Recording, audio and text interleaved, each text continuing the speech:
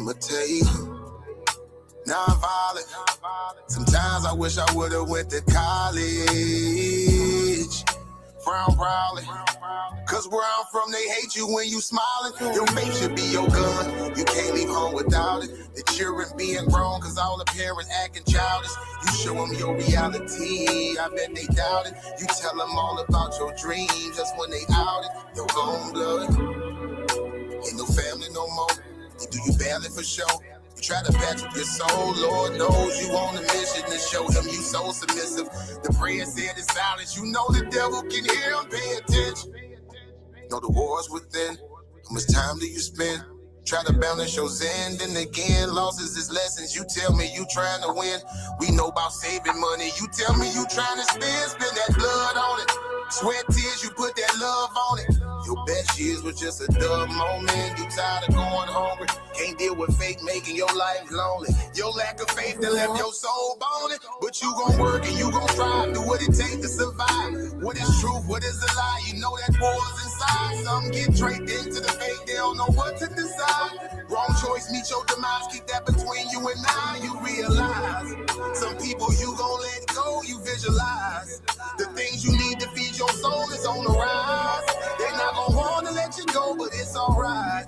It's cool to bury what's gon' grow. Went from wrong to the right and to the dark to the light. It was a hell of a fight. You give it all your might. Gotta hold on tight and you stay strong and precise. You fight the war that's inside, cause it might change your life.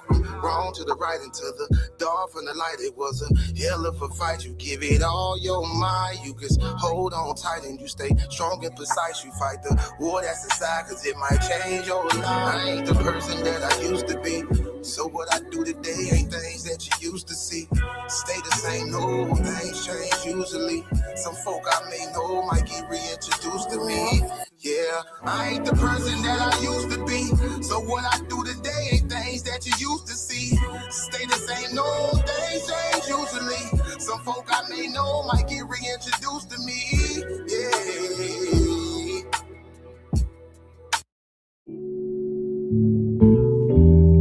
Yeah, don't be stressing on the dumb shit, cause God is gonna make a way. Just keep going and keep your faith, so you can.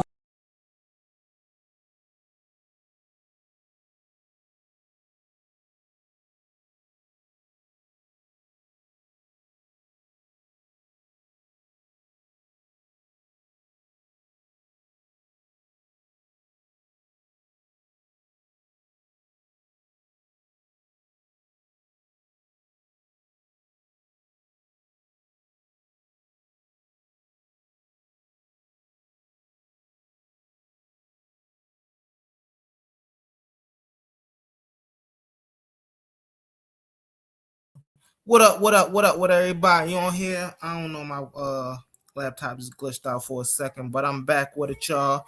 What it do? It's your boy Humble Mystic in the building today. And today we're going to be getting into why the Bible is not a scientific or historical source. Now, a couple people, I talked to a couple Hebrew Israelites today, or just a couple Bible believers today, and they were trying their damnness to convince me that their book, because they believe in their book, is a historical and scientific reliable source. And earlier today I was on my home planet Bigo, and I'm chopping it up and we getting into the Bible and things of that nature. And we get into the doublets of the Bible, right? Why do the Bible got doublets? If the Bible is really a book that's inspired by a divine being who know all, who sees all, who controls all, right? Then why would he give a man by the name of Moses damn near 2 counts of every other story in a book? These are things we have to understand logically, right? So we're gonna get into that today. I was talking to another brother, right? And he was getting into why he think it was a valid source, and it's all go based on belief. And I have to explain to these people that you can't put faith and belief above truth and facts. Like, it don't work that way. Definitely if you are looking for, like a lot of these brothers and sisters say, we're looking for the truth. Then if you're looking for the truth, you have to stand unbiased in your search for the truth. You see what I'm saying? So that's what we're gonna get into here today. I'm gonna share my screen a little bit and we're gonna get into it. I shared the screen, I shared the link in the comments, y'all. Come on up here, y'all. But so I'm gonna share my screen. All right. So let's get into this, bro. What is a literary device? So before I even get into this, I want y'all to understand why. I want y'all to understand why I personally don't think the Bible is a scientific or historical source. Number one, the primary reason for me personally is the fact that it got a whole lot of literary devices in it, right? Now, when you are a person that is studying these things, let me count. But when you're a person studying these things, right, you have to, again, study it from an unbiased point of view. And when you study it from an unbiased point of view, this book that y'all call the Holy Bible, it's a lot wrong in here, right? And so we're gonna get into some of these things that is wrong in the Bible, right? We went over the textual doublets earlier, right? I went over earlier today. We was talking about the story of Jacob, right? The story of Joseph and things of that nature. I want to get down here though to the real meat of the matter. Where is it? National mythography. This right here is important. National mythography. Let's read this, y'all. National mythography is an academic term used to describe the process and the literary product of crafting a nation's identity through stories that blend history, legend, and symbolism. So, again, this is one of my major issues with the Bible when people say that this is a historical book and this is a scientific book, right? When you say that this is a historical book, then you are ignoring the legends and the symbolism that's been put in this book, right? In scholarship, particularly within ancient Near Eastern studies and biblical criticism, myth does not mean a lie. Instead, national mythography is a foundational narrative that's a people use to explain who they are, where they came from, and why they have the right to exist or hold specific land. So, when we're dealing in particularly the Bible, we're dealing with the Hebrews, right? And so what it's saying is, according to the Bible, this is not a book that is telling a historical timestamp, but it's a book that is explaining who these people are, where they came from, and why they exist. Right? That's totally different than a historical time book, right? That keep accurate historical stories, right? But let's get into this. This is deep, right? I want to get into the meat and potatoes of all of this. Hold on, let me make sure ain't nobody trying to come up first. All right, yeah, ain't nobody trying to come up. So yeah, I want to get into the meat and potatoes of all of this. Because there's two words that I feel like we need to understand and really do our own little research. We gonna get into it today. Where is it? Where is it? Where is it? Where is it? All right, bang. Nope, that's not the word I'm looking for. I'm looking for this word right here.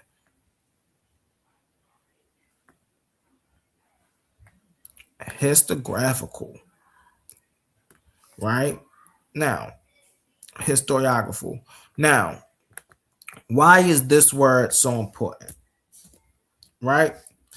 Because, and I want to see if I already got what it means. All right. So we're going to figure out what this word means really fast.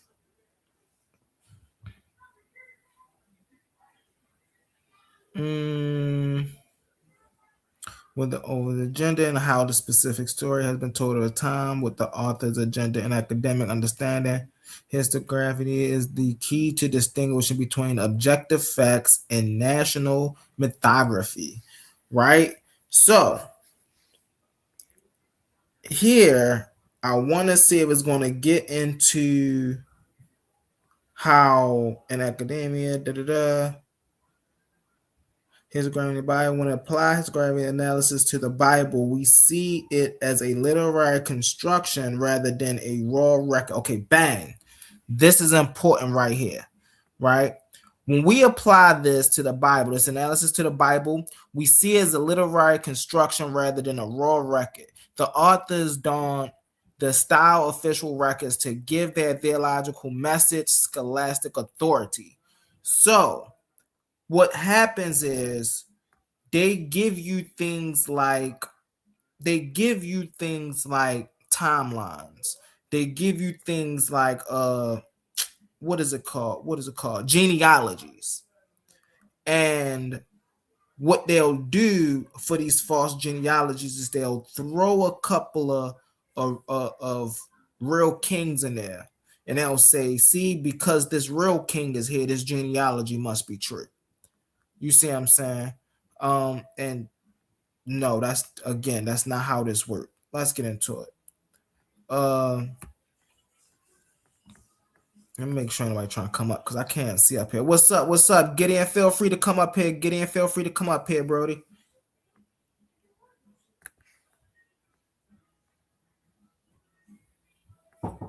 Yes. Give me a second, y'all. Yes.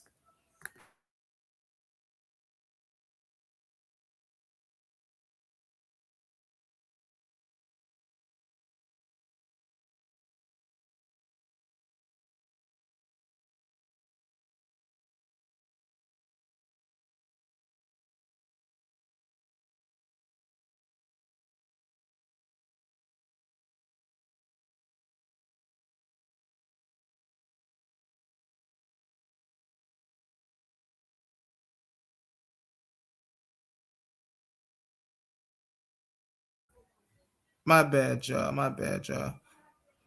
Children. But yeah, so literary devices, we have to understand literary devices because this is important to understanding why the Bible is not a historical or a scientific valid source, right? So when people go and they go, well, I believe this because the Bible told me so. Okay, you need a little more to go on than just the Bible told you so. You see what I'm saying? And when dealing with the Bible, right? And I always tell people this: I don't have an issue with people believing in this book. I don't have people reading this book. But you can't bring this book, and I'm still looking for what's called. But you can't bring this book to an academic arena and think that it's going to hold up. Let's look at some of the issues that we find in the book, right? It say the Joshua and the sun scientifically invalid. It's saying Joshua 10, the text describes a battle where Joshua commands the sun and the moon to stand still so Israel could finish their victory. The Etiology. The writer is proving a divine explanation for a perceived astronomical event or a specific victory, right? So I want to go back so we can break down what this word means. Hold on.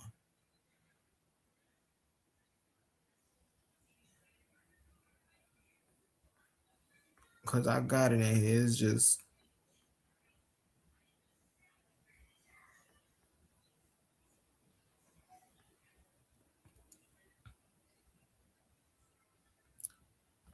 right, that's that. Um, where is it? I know I had it in here. No, that's crazy, bro. I hate researching stuff and then I can't find it once I research it. What it do, brother A1? What it do, brother A1? But yeah, I hate researching stuff and then I can't find what I'm looking for after I research it. That is crazy. But actually, I yes.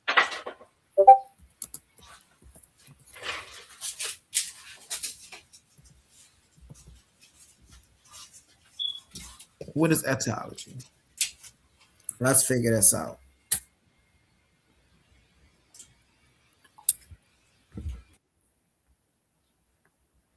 All right, let's get into it. The theological mythological etymology in literature and ancient texts and etymological myth is just so stories is it's a narrative created to explain a physical reality or social custom whose actual origin has been forgotten or is unknown.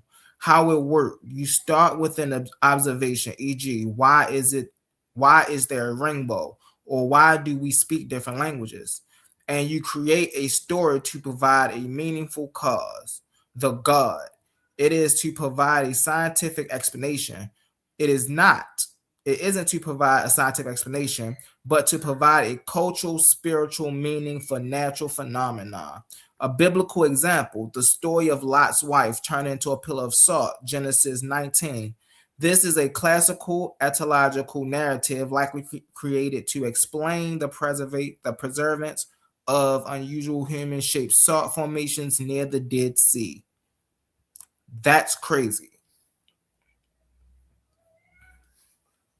Stuff like that, bro. Right? So we often talk a lot about Sodom and Gomorrah. And we talk about, oh, well, you say God, don't like homosexual. Well, what did he do with Sodom and Gomorrah? What did he do with Sodom and Gomorrah? But then we realize, well, Sodom and Gomorrah not even a real event. Is just a story to explain why the pillars of salt in the Dead Sea look like humans. Can't tell a Hebrew Israelite that.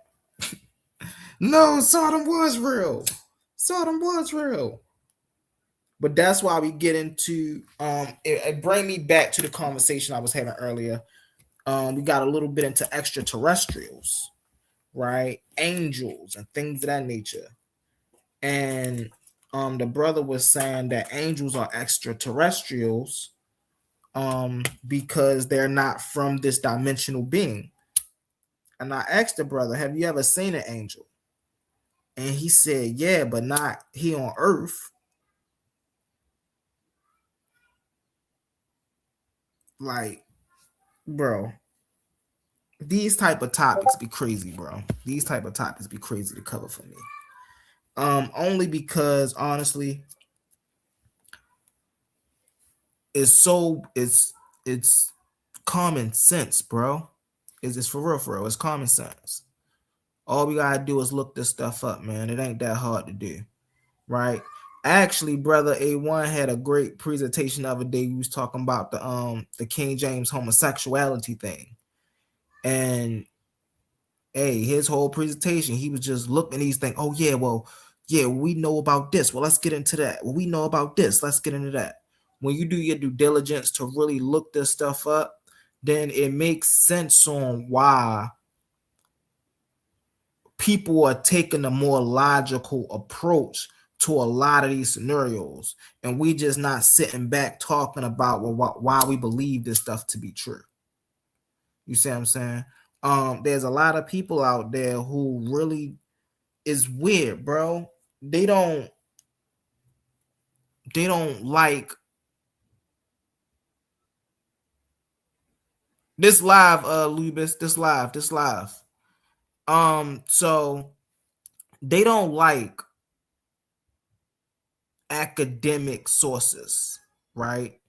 Let me stop sharing this real fast. They Yeah, don't pull like up the Lubis. You don't never pull up and chop it with us, man. Come hang out for a little oh bit. Sit yeah, on the pull up, panel. pull up.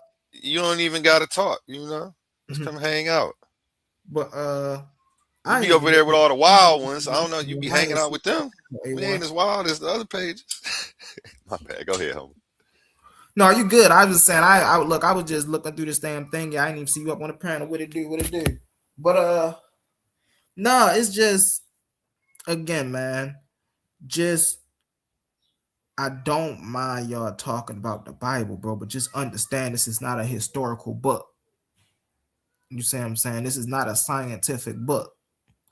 This is like, and so when people start talking about Abraham, if he was a real person, I got into it today with a brother. The brother going to tell me, oh, I could prove Abraham really existed. Please do. Please let's set this up because I want to see this shit. You feel me? Just because it's like, yo, like we know that's not a historical figure a lot. You see what I'm saying? Melchizedek.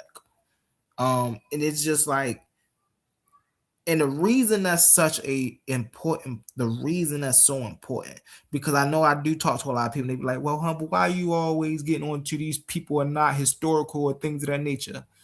Because if these people are not historical, then that mean that everything that y'all are fighting to defend, I'm talking to the Hebrew Israelites here, is false. That mean the whole Exodus, right? The rise of Jerusalem, all the kings, all those stories are made up. You see what I'm saying? But y'all can't accept that because y'all got to keep the lie going.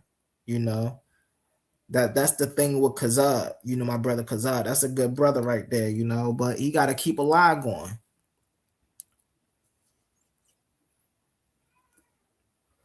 And so he can't accept the Bronze Age collapse as actual history. Because if the Bronze Age collapse is actual history, then that means that the history that he read from his Bible is false. And he refused to accept that. You know? All the Hebrew Israelites refuse to accept that. But now there's some Hebrew Israelites, yo, you gotta watch them because they tricky.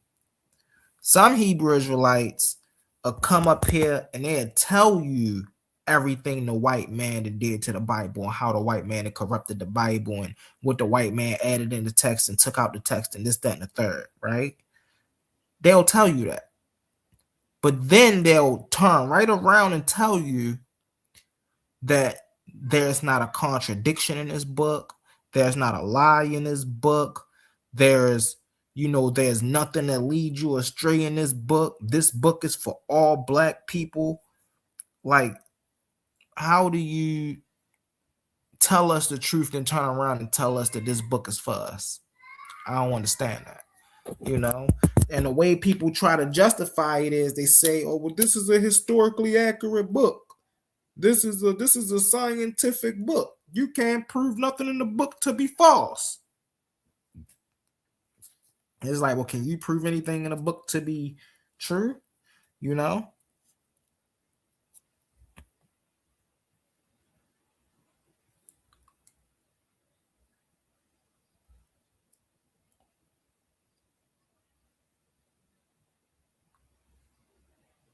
Hey, yo, you is funny. But yeah, man. Where everybody at? Where everybody at, man? Why ain't nobody outside? Where Roy Chess at? This Roy Chess topic right here. Also, for y'all scientists, let me cam up when I say this. For y'all scientists that try to hide behind, or for y'all religious people who try to hide behind science, right? To try to disguise, where you stand on all these subject matters. Y'all can't hide from me. I see y'all. You see what I'm saying, man? Y'all better ask about me. I see y'all. Ask the Roy Chesses of the world. I know what y'all be up to.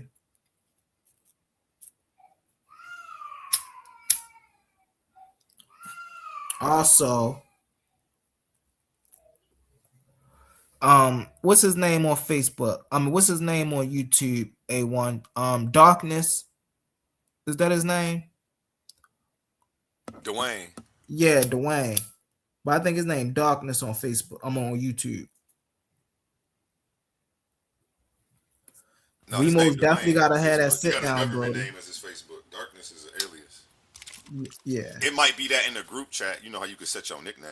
yeah. No, his name Dwayne in the group chat. Yeah, he got his full government DH on that motherfucker.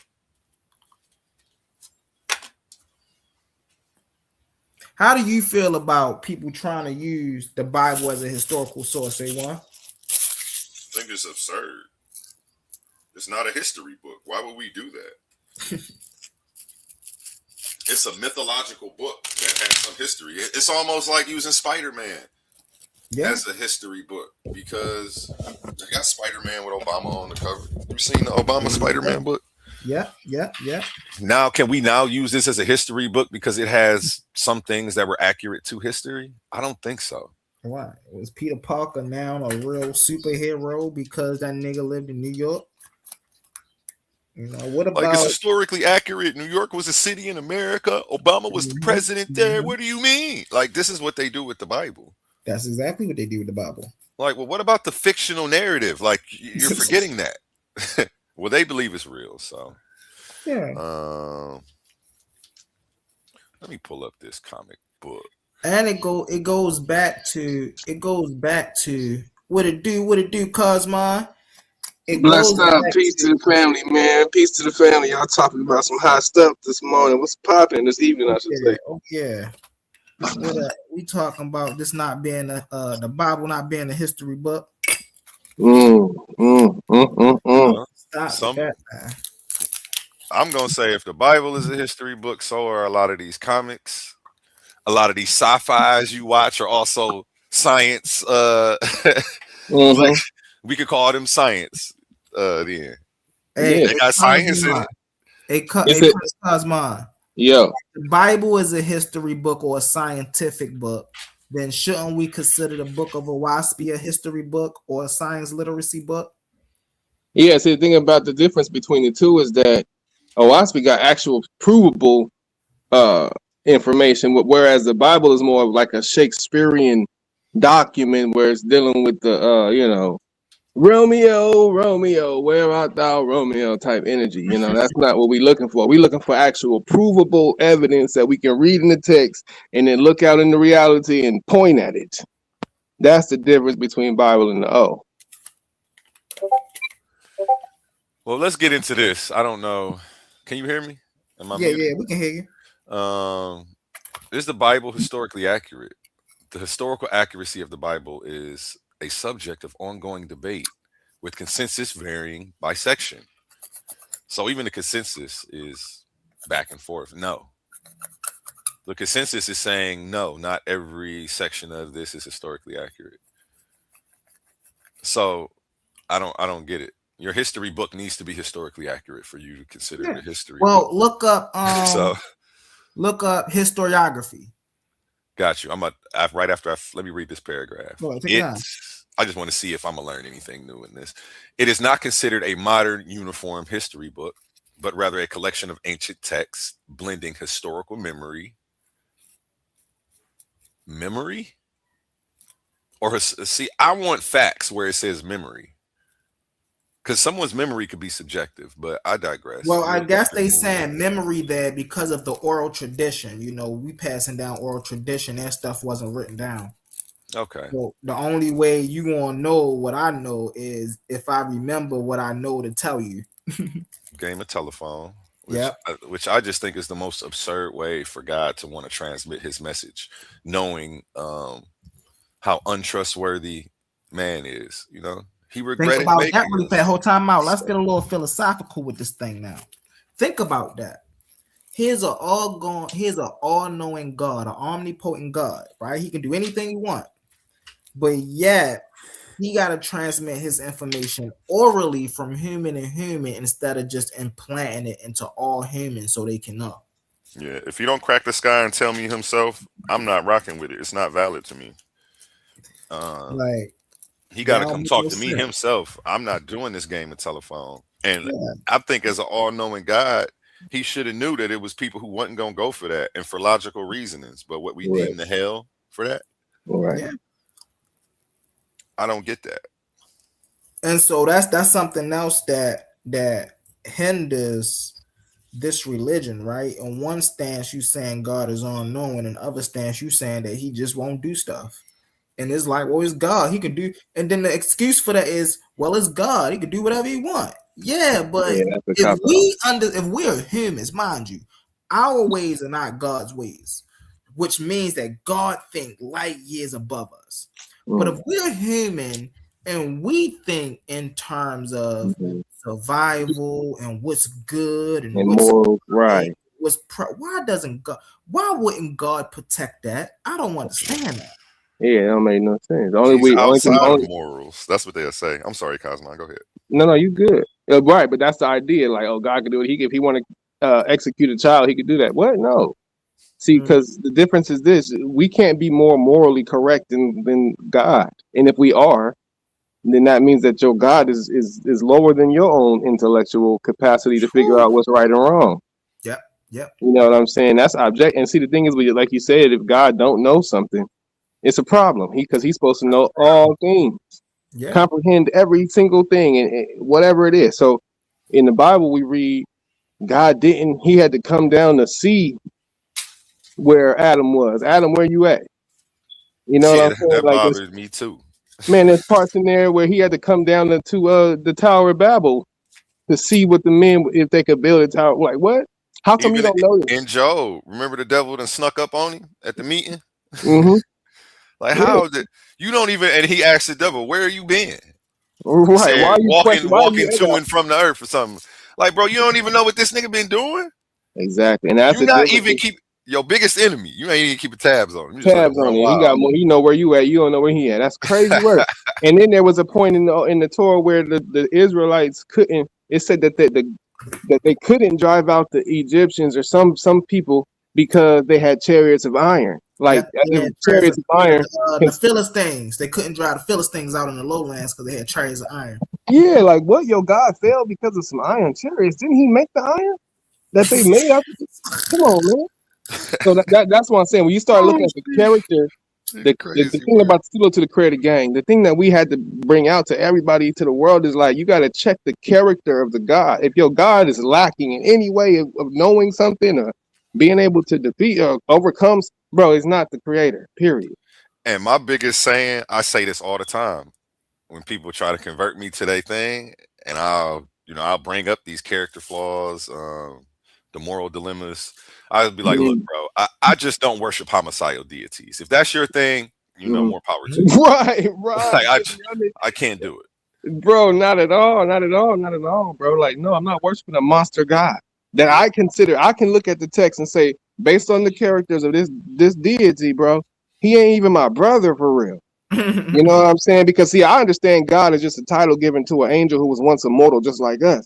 So all gods is one-time mortal men and women. And I can respect all gods, right? If you rocking with our Father, but if you turn your back against our the Creator, then you're not even my bro for real. Hey, listen. That's who I was waiting on right there. My man Gideon in the building. What it do? My main man. Hey, listen. Shabbat shalom. What's going on? Shalom. How you feeling? Oh man, I'm good, man. I'm just listening, man. Sorry, I'm late for lunch, man. But this is crazy, man. And this why the conscious community is losing, man. Because for one, y'all let our brother Cosmo come up here and say out his face that the book of Oaspe is more historical than the Bible, which the Bible is definitely a historical document, and it's also a scientific document. But I'll get to that later. But let me just show y'all why this conscious community just been taking L since VHS tapes. Say, Cosmo, name me one person in the book of Oaspe that's corroborated by history, besides the dentist from Dakota, besides Marlboro. Okay, give me one period in time. Give me one period in time. Wait, I'm trying to get your question correct. Name one person in Oaspe that corroborates with history. That is corroborated by history, and all of that stuff that is talking about, all these fairies and I'll name you one different archangels and all this stuff, and kings from other places. Name one. Let me answer your question direct. Yeshua. See what I'm saying? See Yeshua, how they like to do spin-off Nazareth. TV shows? Let's not Wait, do hold no on. Wait, no, spin-offs. wait, hold on. Create your own show. Before you get to talking, play. Look, you asked me Don't a grab the question. Bible. You wait, hold on. Grab You asked something me a from question. Oaspe. But go You ahead. asked me a question. All right, let me give you another one. Zarathustra. I'll give you another one. Iowata. I'll give you Whoa, another one. time Pump. out. Time out. Explain who is Iowata. Who is Iowata? Oh, that's a great question. I'm glad you asked who Iowata was, boy, because you need to know. Trust me, you're gonna be happy about this. So during the time, at the same time that Abraham was living over in Africa, teaching the light of the So Creator. Abraham is real. What? So Abraham is a real person. Wait, hold on. Why you interrupt me like a child when you ask me a Well, question? I'm asking you. So you saying Abraham is real? Correct. And he's an Oaspe Okay. too, by the way. Okay, go ahead. Abraham is a historical person. And then you got like I said, during the time of Abraham, while he was in Africa, during that same time he was teaching the truth of the Creator. Iowata was, guess where? Teaching the same things. Guess where Iowata is from? I just take a wild guess. America. You see what I'm saying? See how we diving into fantasy? So what I'm saying is, Show me any archaeological hold on. evidence about This is a real Iowata. person here. Iowata is a real. Wait, hold on. Iowata is a real prophet on the same level as Abraham. They brother, contemporary prophets. And Iowata is from here. He's from America. But you didn't know that because you don't read Oaspe. But he's a real person who taught. They want to talk about a comic book and this is straight up out of comic book. Huh? Where can we find this information at? You can find it. First of all, you can find it in Oaspe for sure.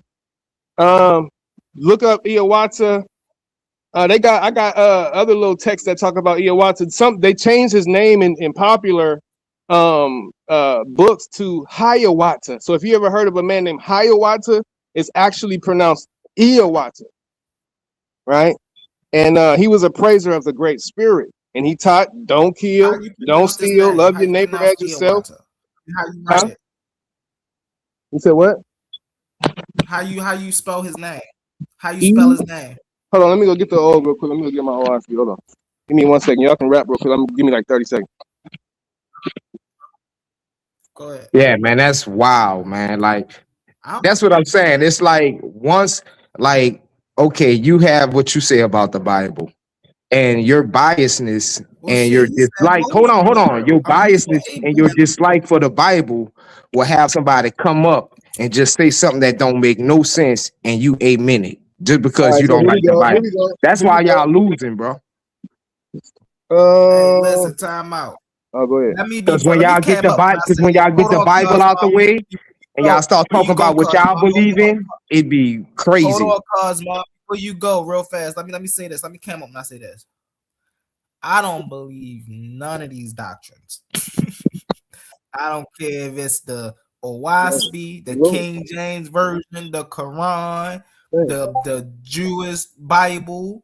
I don't believe in none of them. No, but this what I'm saying, Humble. You on the bus, right? Yeah. I don't want to say it's a short bus. I'm just saying you on the bus, right? And whoever you lit on, no matter where they going, they got to have some type of information that's valid.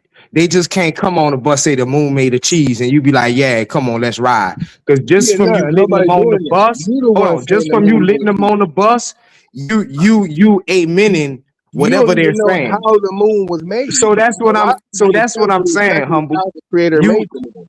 This is what I'm saying. This is why the conscious community is losing. Y'all ride the bus and y'all let anybody get on the bus. Nature Boy, Polite, Young Pharaoh, it don't matter. And when y'all get the Bible out the way and y'all sit down on that bus and talk about what y'all talk about, that's what y'all get, bro. Hey, what you talking about? You ain't talking about nothing. What you talking about? Let me respond to Gideon before you jump on him. I think that what you just mentioned is the same across all faiths and spirituality. That problem that you're talking about with the brother Polites and the pharaohs, that's a human problem. It's not a conscious community problem. Like we have a whole man. You know how many investigations for decades that they've had on people in the church touching people? Come on, man. Doing weird stuff. Yo, pastor, nigga.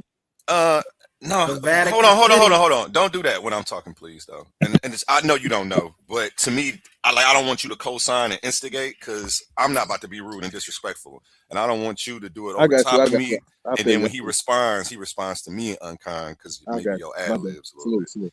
No, it's okay though. I know. But I'm just waiting for you so I can read the I don't want him to feel like I'm jumping him because I'm gonna say it respectfully. No, it's peace. It's all balanced. Yeah. I got you. I'm with you.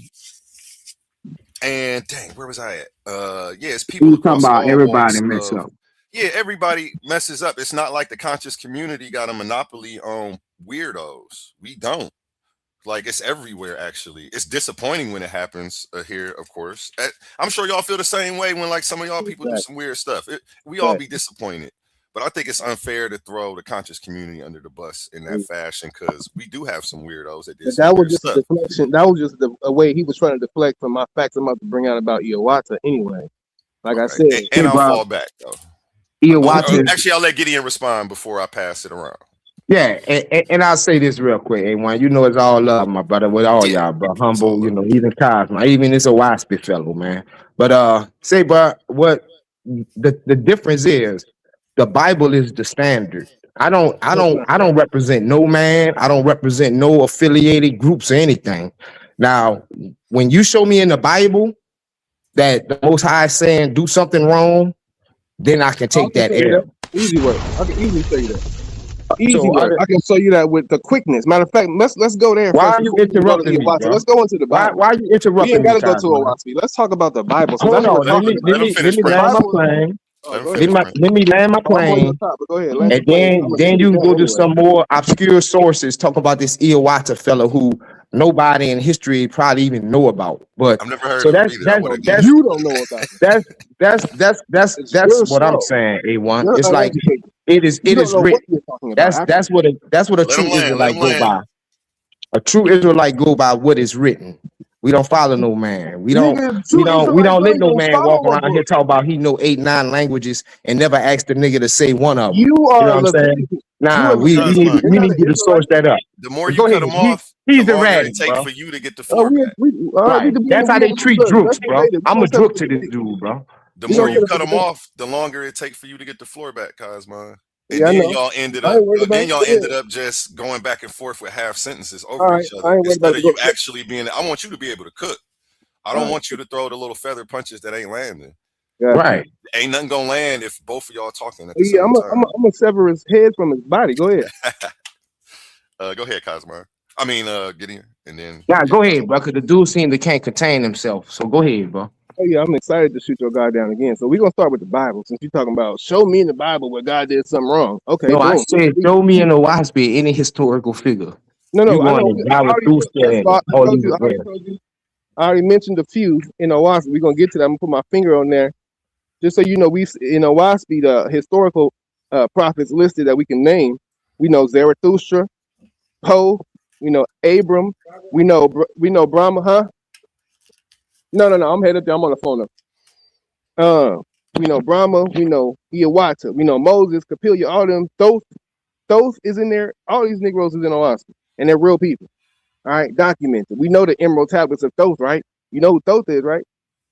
That ain't no imaginary person. That's a real man, and that's in Oaspe. So I already debunked that, knocked that out the air. Now let's get to your evil ass demon monster god.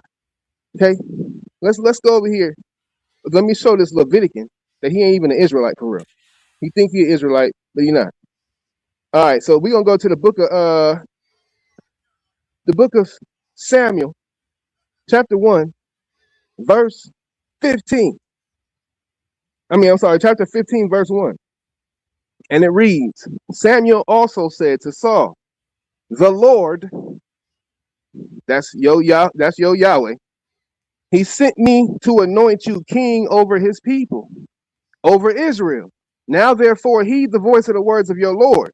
Thus says the Lord of hosts, I will punish Amalek for what they did to Israel, how he ambushed him on the way when he came out from Egypt. Now go and attack Amalek. This is the Lord telling Saul, go attack Amalek and utterly destroy all that they have, and do not spare them, but kill both man and woman, infant and nursing child, ox and sheep, camel, and donkey. Wait, go back up a little taste. It said infant and nursing child. Now, if you think that that's not a bad thing, then you a weirdo. You in more darkness than you even understand. Because the creator that we all serve, that's in the Oaspe Bible, tell you my inspiration is to not kill anything that I gave the breath of life to. So when you get the unction in your heart to not kill, that's the creator's voice to you. But when you feel like you got to justify your evil demon god's murderous tactics, then you, my brother, are a dupe.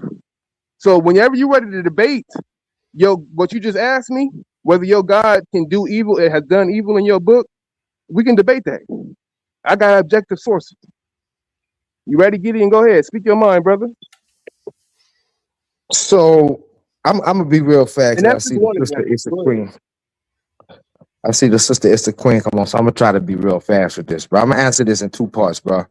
So this just shows the type of cloudy haze mentally you will be in when you're reading the Oaspe, because you never get anything clear and concise.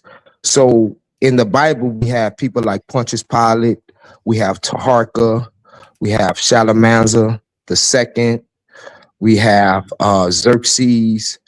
These are real people in history that's corroborated by the biblical text, which is why it baffles me when Humble would say the Bible isn't historical. Is it a history book in its totality? Of course not. It's probably one of the only type of books of its kind. But when it speaks of historical matters, it's definitely a history book. So that's what I'm saying, Cosmon. I'm not asking about no Zarathustra, who's a quasi mythological figure with no contemporary sources on this, brother. That's what I'm saying. Like, how do you? I see how you come to your conclusions, but it's real bad and it's real problematic because it's not based in reality. So that's as far as like the historical people in the Bible versus the Oaspe who Marlborough wrote, that dude Marlborough. Now, as far as when you're saying the evil that the Most High did, so a lot of things you say or people say when they speaking or when I'm speaking, it should beg the question. So now I'm begging the question from you: where was your God antennas when all this is happening? Because this really happens in the world: death, murder, genocide. All this happens. So now I'm gonna lay this at the feet of your God. So why is your God allowing all this to happen, Cosmon? Go ahead.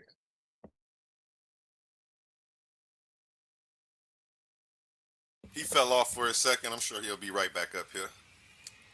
Yeah, that's crazy. Shalom, sister. Shalom, shalom.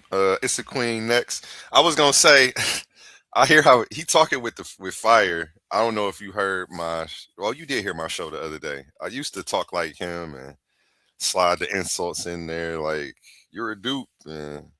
But it's not positive. And just because I disagree with you on the information, I mean, I gotta slight you and continue to slide a little insults in. I just think because I know it's gonna end up turning the other person up, unless that's what he wanted. So when you do start popping off and insulting him back, like he gotta remember, like you slide all that stuff in there. You don't gotta say that y'all slow at the end. Just explain why you think it's incoherent. Like the Aboriginals and the Oaspe, that's one of their tactics. But like I like to know why people think what they think, and a lot of times it be a psychological issue. You know what I'm saying? Like, and that's what it be a lot of times. People just, like just because you got internet, Wi-Fi, and a smartphone don't mean like you really know what you're talking about just because you act like you know what you're talking about. So it's a queen. You got the floor. Peace. Yeah, I agree with what Gideon said. I also agree with partially when he was talking about the historical accuracy. I believe that the Bible is based on a true story. You know, like how Amityville Horror is kind of based on it. Like they got the names right, but all of the events are subjected to ridicule, but I do believe that there are some factual things that's happening in the Bible. Even when you talk about like them going from place to place and, murdering people and tearing down their idols, like you can see the archaeological, evidence of that. So they were really doing what they was doing. You're not gonna act like that, but I think that on both sides of the conversation, we could leave room for, accuracy because we know that, a lot of people aren't reading the Bible in its entirety to get the full understanding of it. And then when it comes to people who believe in the Bible, they're not necessarily coming out of their comfort zone to understand the history behind it. So I think that everybody has some growing that they need to do when it comes to this conversation. Like, and I don't see myself when I say this as being subjective. I'm looking at this totally objective, but that's subjective in of itself. But the Bible versus the Quran and versus the Book of Oaspe, and it's crazy because he was talking about some Shakespearean type of talk. The Bible is more coherent and more easily to follow along than either one of those books. I've tried reading the Quran. It's all over the place. And God knows I tried reading the Oaspe. It's like you could tell this was written somewhere in the Wild Wild West while this dude was hopped up on some type of like it's just crazy. Like you can't sit down. Like if you sit down and read one page of that and be like, oh yeah, I know what he's talking about, you lying. And you just won't fall for anything because it makes no sense. Like, I mean, it's ridiculous. I want to check it out. I still haven't found the time to read it. I know it's a book I definitely want in my collection. I want every piece of literature, um, spiritual literature in my library. So I need one. But coming soon. I'm gonna break it down. Yeah. And I heard the brother Humble speak about the Bronze Age collapse. If you was to study Israelite culture and the history of Israel, he would know, even scholars attest to that fact, that there was this is actually speaking towards Israel being sovereign in that land at that time. Because when you look at the preceding events that happened before that we see in the Armana letters that led up to the Bronze Age collapse, it all makes sense. It goes with the narrative in the Bible, the conquest of Canaan by Joshua. When we see the just the different archaeological sites. Some argue Jericho for us, some argue against us. So, I mean, along with the fact that when you look in our Constitution or our laws, we're instructed to not be a materialistic people. We're instructed not to make any statues of our rulers or people of that nature. So you're not going to find that in the archaeological record because it's not there. You know what I'm saying? Not saying that we didn't do that because a lot of our kings, more than 85% of them was paid, was heathens. So they might have had that. But, going by what the book says, you can see why we wouldn't have those things because it's instructed for us not to have it. And that Bronze Age collapse coincides with the United Kingdom of Israel. So I don't know why he would mention a Bronze Age collapse.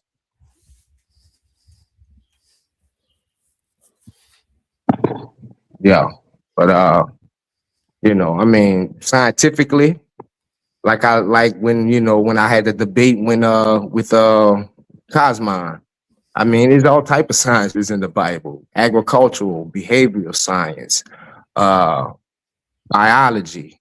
Even when I had the debate with Issa Queen, I was showing how what she looked at as a slight was primitive, scientific approaches to population. You know what I'm saying? So, it's all in the Bible, man. These people just be saying this to just gaslight, but when you sit down and really look at it, you see that's not the case. It's the queen. Want to respond to that? Nah, I think she gone. Oh, she dropped off. I'm Yeah, over here in my email looking up something. yeah. Okay. So humble, don't you ever, ever in your life put that on a thumbnail again. I'm sorry. I mean, I'm quite sure you probably had to bounce, but don't do that, bro. Appreciate your Eyes A1 wide as radio. Come bat. on. Yeah, man. Let's see what this guy got. What's up, my brother? Oh man, my bad. My phone died. I could, the false guy's trying to keep me from shooting this light off. This reality, it's crazy, You man. got But power like that over your phone? actually, no. Yeah, But you hear I what can you heard only of Gideon? Giving credit to your guy's Yeah, power. look, it is what it bro. is. All praises. I can only imagine the amount of foolishness that Gideon was spewing when I was gone. But I'm glad I got a chance to not hear it, so I didn't have the urge to interrupt or interject. He could just get it off. So now I can talk. You At know what I'm least you know saying? what you need to work on, though. You Oh just said yeah, I it. already know. But I do. But to be honest with you, I have an extreme amount of decorum. I just be messing. I like to mess because you know what I mean. It is I what it feel you. is. I ain't mad at you. You usually don't take it overboard, so you good. Yeah, no, I can pull back the reins at any time. Self Yeah. control, man. But yeah. But like I was saying, man, this just the reality of I understand, my brother Gideon been in church his whole life, reading Bible, all this. So have I. My grandfather was a pastor, my daddy was a pastor, my brother's a pastor now, my brother-in-law is currently pastoring the church. So I come up reading the Bible studies and BTU meetings in and out of church all week long since birth.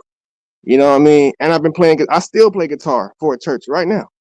So Yeah, I need a concert from you too, brother. I'm serious about that. yeah. I'm gonna come and do a whole presentation for real. And like I said, Gideon, if you really want to debate, I don't gotta be nice to you. You know what I'm saying? We can really get down. Because the reality is the creator is everywhere with all of us right now. And he ain't never gonna inspire you to off a child. So that inspiration is objective to your soul. You could feel that. If you saw your God appear to you right now and tell you, oh, I want you to go kill this Edomite child because he's an Edomite, would you do that? The answer should be, of course not. And if it's not, of course not, then my brother, like I said before, you are so seriously duped by this biblical deity pump faking to be the creator of all love, life, liberty, harmony, and happiness. He's not. Because that wouldn't even be in there. You see that? Because what's in there concerning the true creator's character, what it is in the Bible that speaks of his character is that his inspiration is, thou shalt not kill. So if the creator is telling you in the 10 commandments, thou shalt not kill, and then turn around and tell you to kill an innocent suckling child, what's going on here?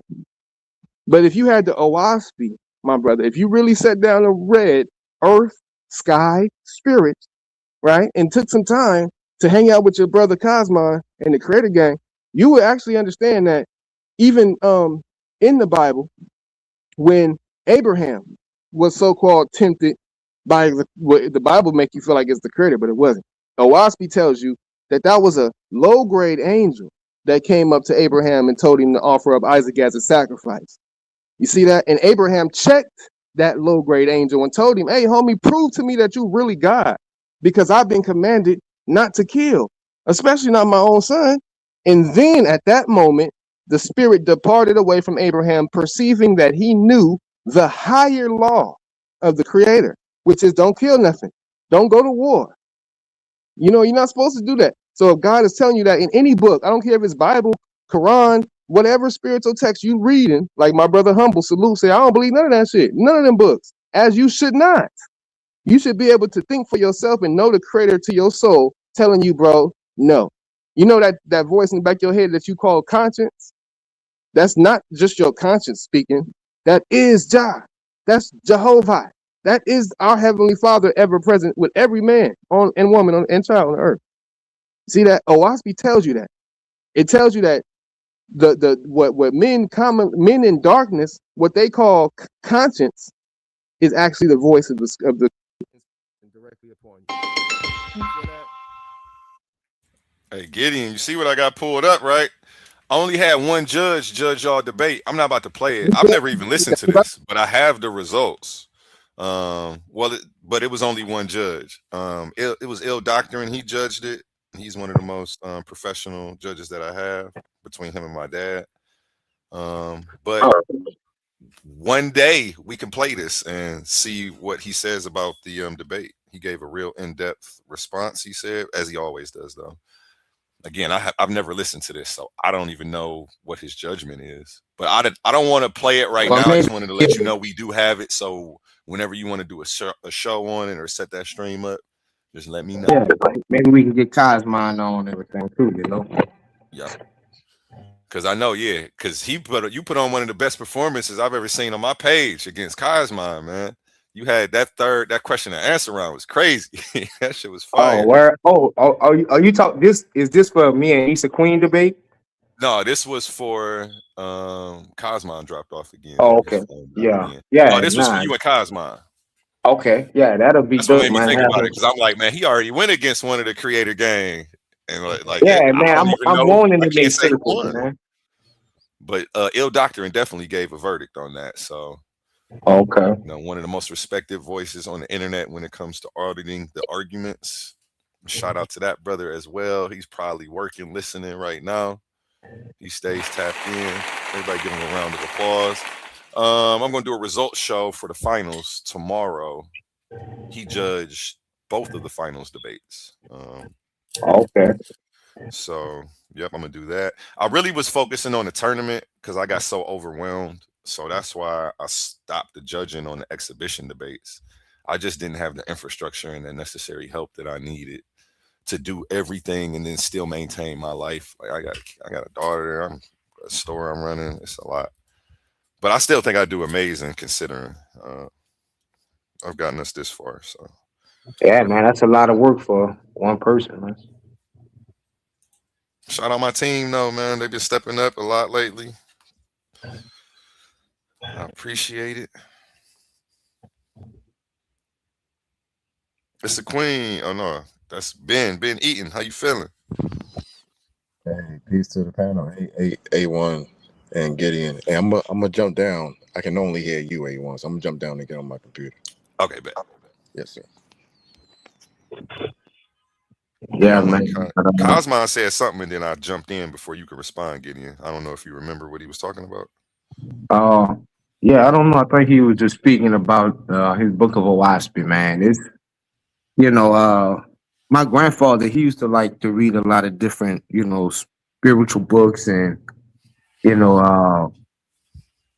is just one of them type of books, man, where it's like with that Near Eastern, Indian, Hinduish, type of, what I'm saying? Like the European got their hands on it, and some of them just went too far with it, which is obvious from this guy, and it's just crazy, man. Like I say, man, there's no coherent thoughts within that, man. You can't go 3 sentences deep before you just be confused.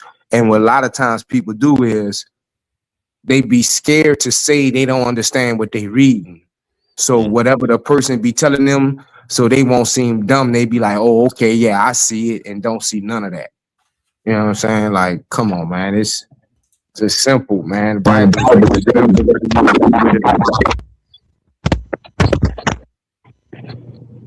You got a crazy echo. I thought that was J7000 or a Oaspe killer. I was about to say, damn.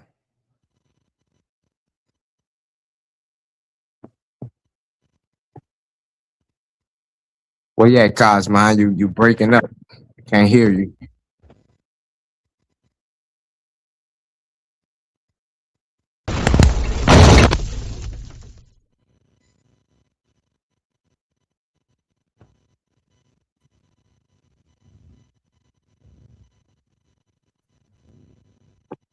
Yeah, I know. Oaspe got your tongue. I know, bro.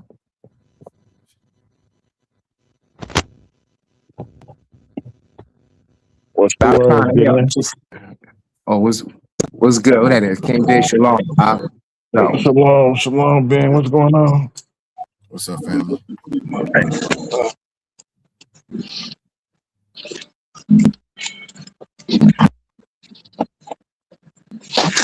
What y'all building on?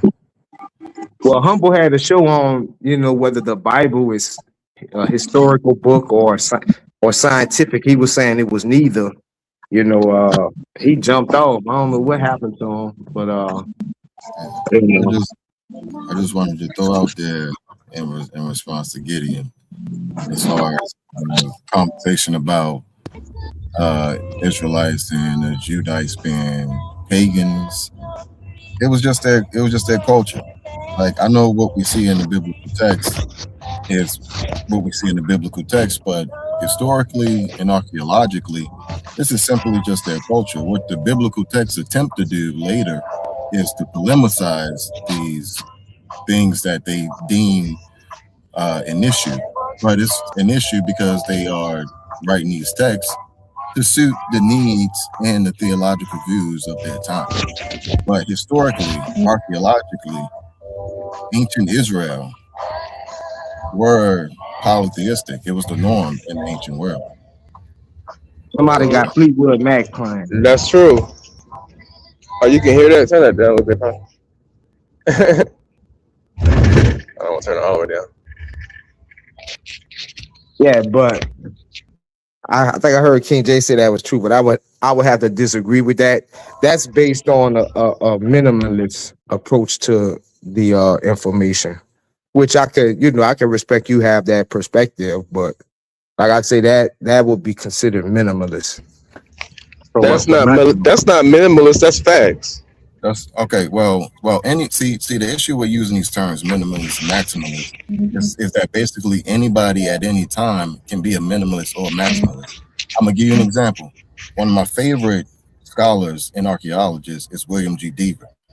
Depending on what you're reading, you will call Deaver a minimalist. But if you read something else or something like compare like Solomon and David, the conversations of are they historical and all, he would be a maximalist. So I understand that you might not understand how to use these terms, but to call me a minimalist or to say that that's just a minimalist view, that's the consensus view.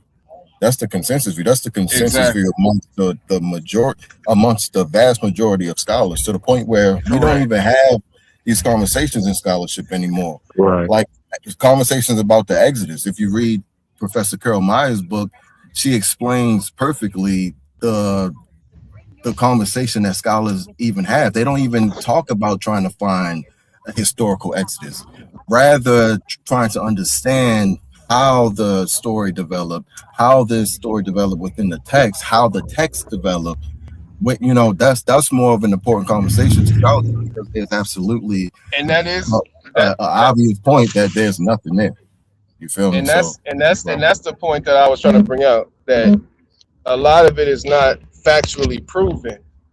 You see what I'm saying? Historically, even though there are historical people that they mention, but not all of every part of that can be said to be historical, a historical document. So there is history in the Bible? Of course there's history in it. Okay. There's history, but it got to be a case by case by case, for sure. Right? Because but more importantly, like you were saying, was how did it come to? I was saying more importantly, what you were saying was how was it compiled? That's when you start thinking about that, then you're gonna get into a whole nother world. Yeah, and for scholars, this is an amazing conversation. It's only for the faithful that it gets a little different. Right. But for scholarship, but see that's what I'm saying. But to make it so simple, all the history that we have in regards to the nation of Israel's, scholars don't say that that's not true. Again, correct. And you're saying something about I don't know the term minimalist or maximalist.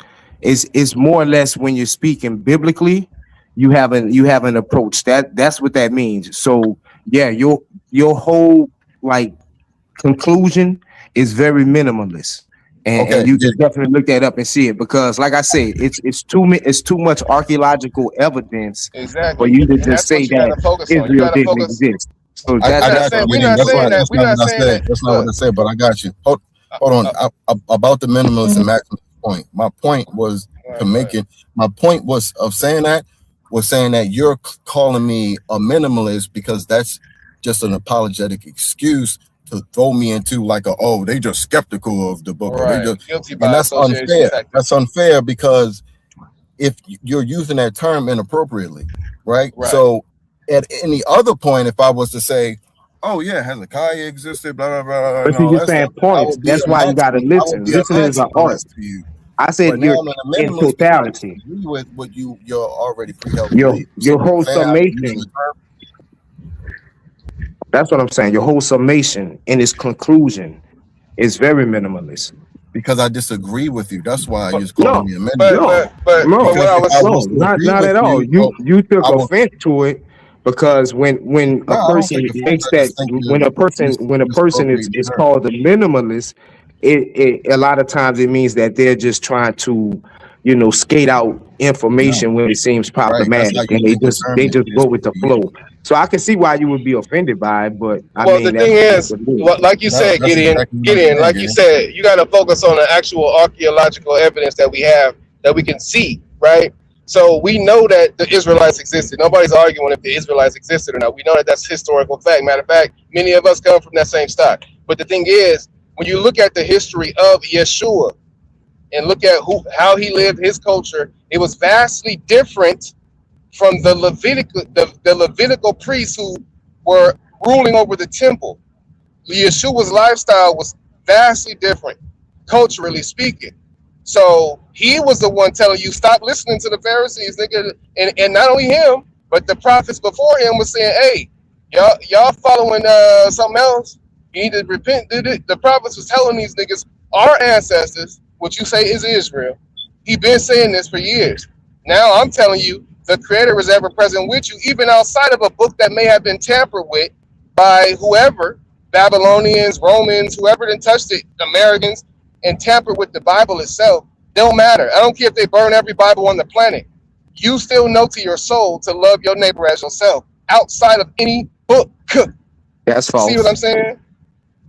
That's all That's I'm very saying. false. Period. That's very false. That's not false, nigga. So you don't know not to kill nobody without the Bible?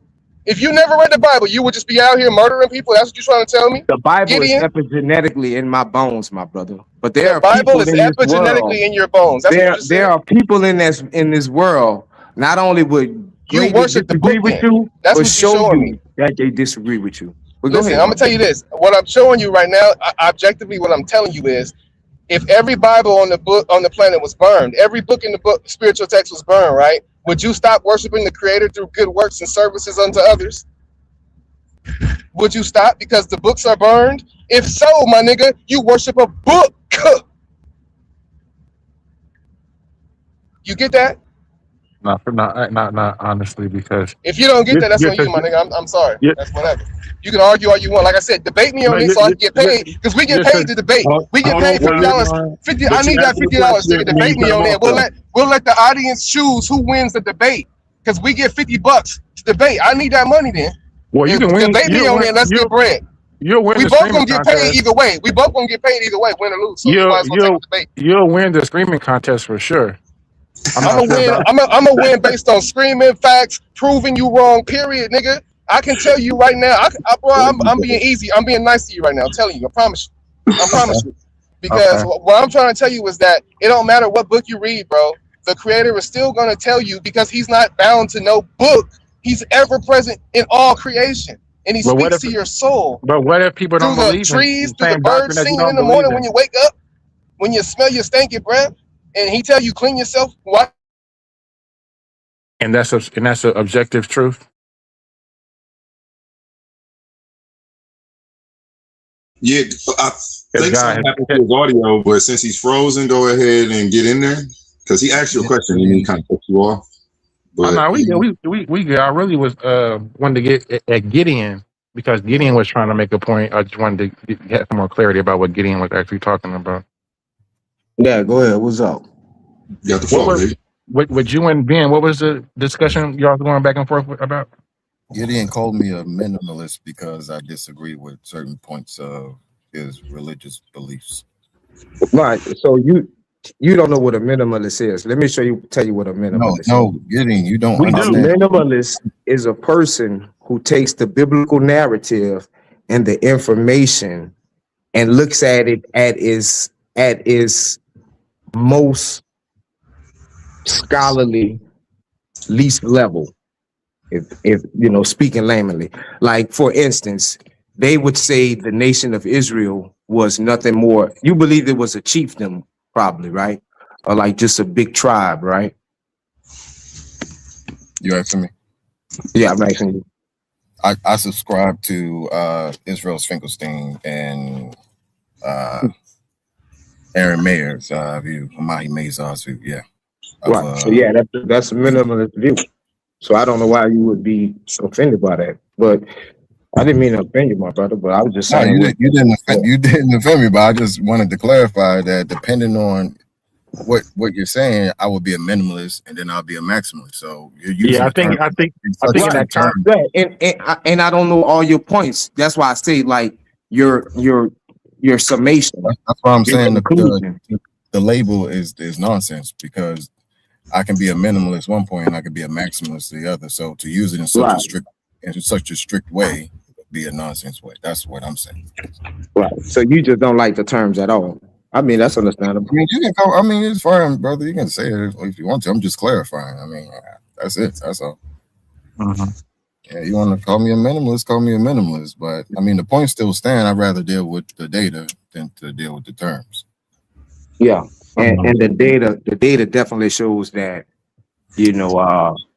it's nothing speaking against a kingdom of Israel that amassed up to about 3 million people in the first century definitely existed. Like it's too much evidence otherwise. Well, see in that case, I would say, where's your physical evidence that shows 3 million people leaving from?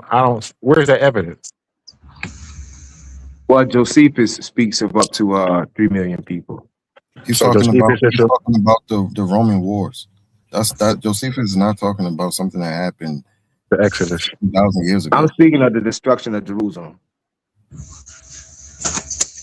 Wait, I thought now, when you look at the Exodus, the Bible says it has 300,000 fighting men.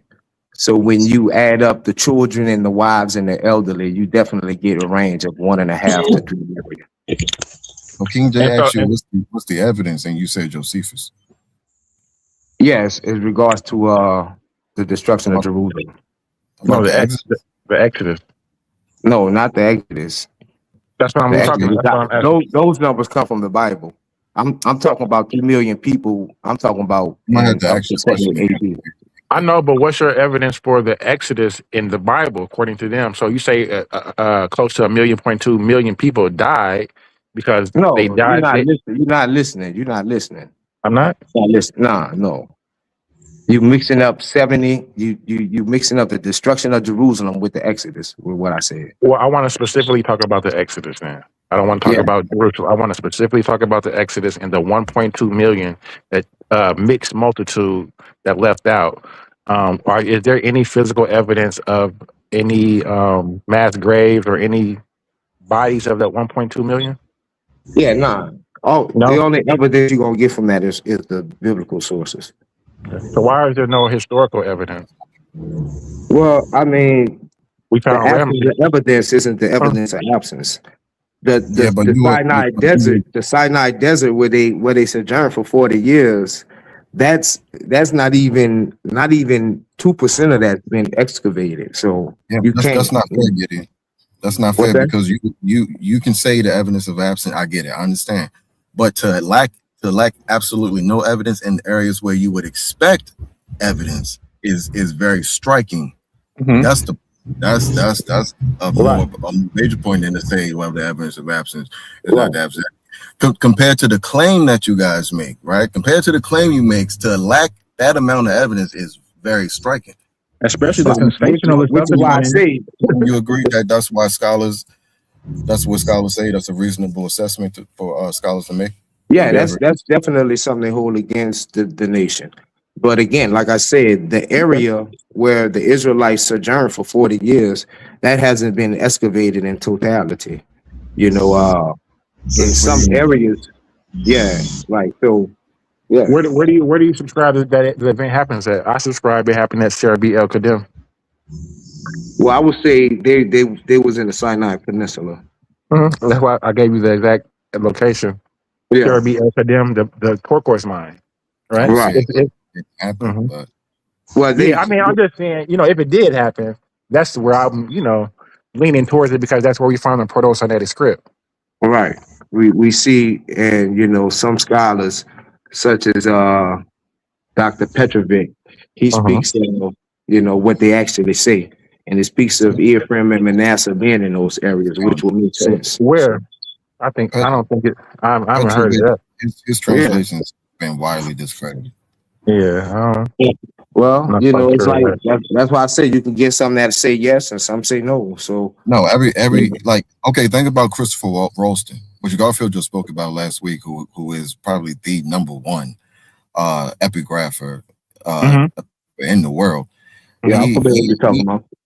he absolutely ruins Christopher Rolston. What's his name? Petrovic's claims of Sinai 150, Mm. 115 Moses and the Sinai inscriptions. Man, hold All on. the things that Kasai was saying and everything, Exactly. all I'm the just claims gonna you say, guys hold make. on, don't let people. These are old claims. This Oh is why shit, Garfield always say you guys are stuck in 2007 because these are Mm. old, outdated claims. man. I think it was like 1931. These are old claims that I That's have like a list to work on. crazy. I'm ready for. Let me, yeah, hold on. Let me look at that, my notes on that somewhere.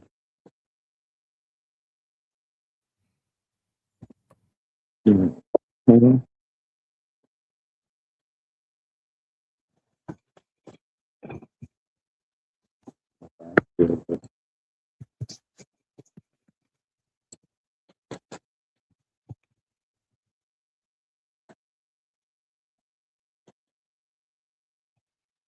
Gideon, so you disagree that polytheism was originally ancient Israelite and Judite, that was originally their culture, and that the biblical text is actually doing a later polemic against that?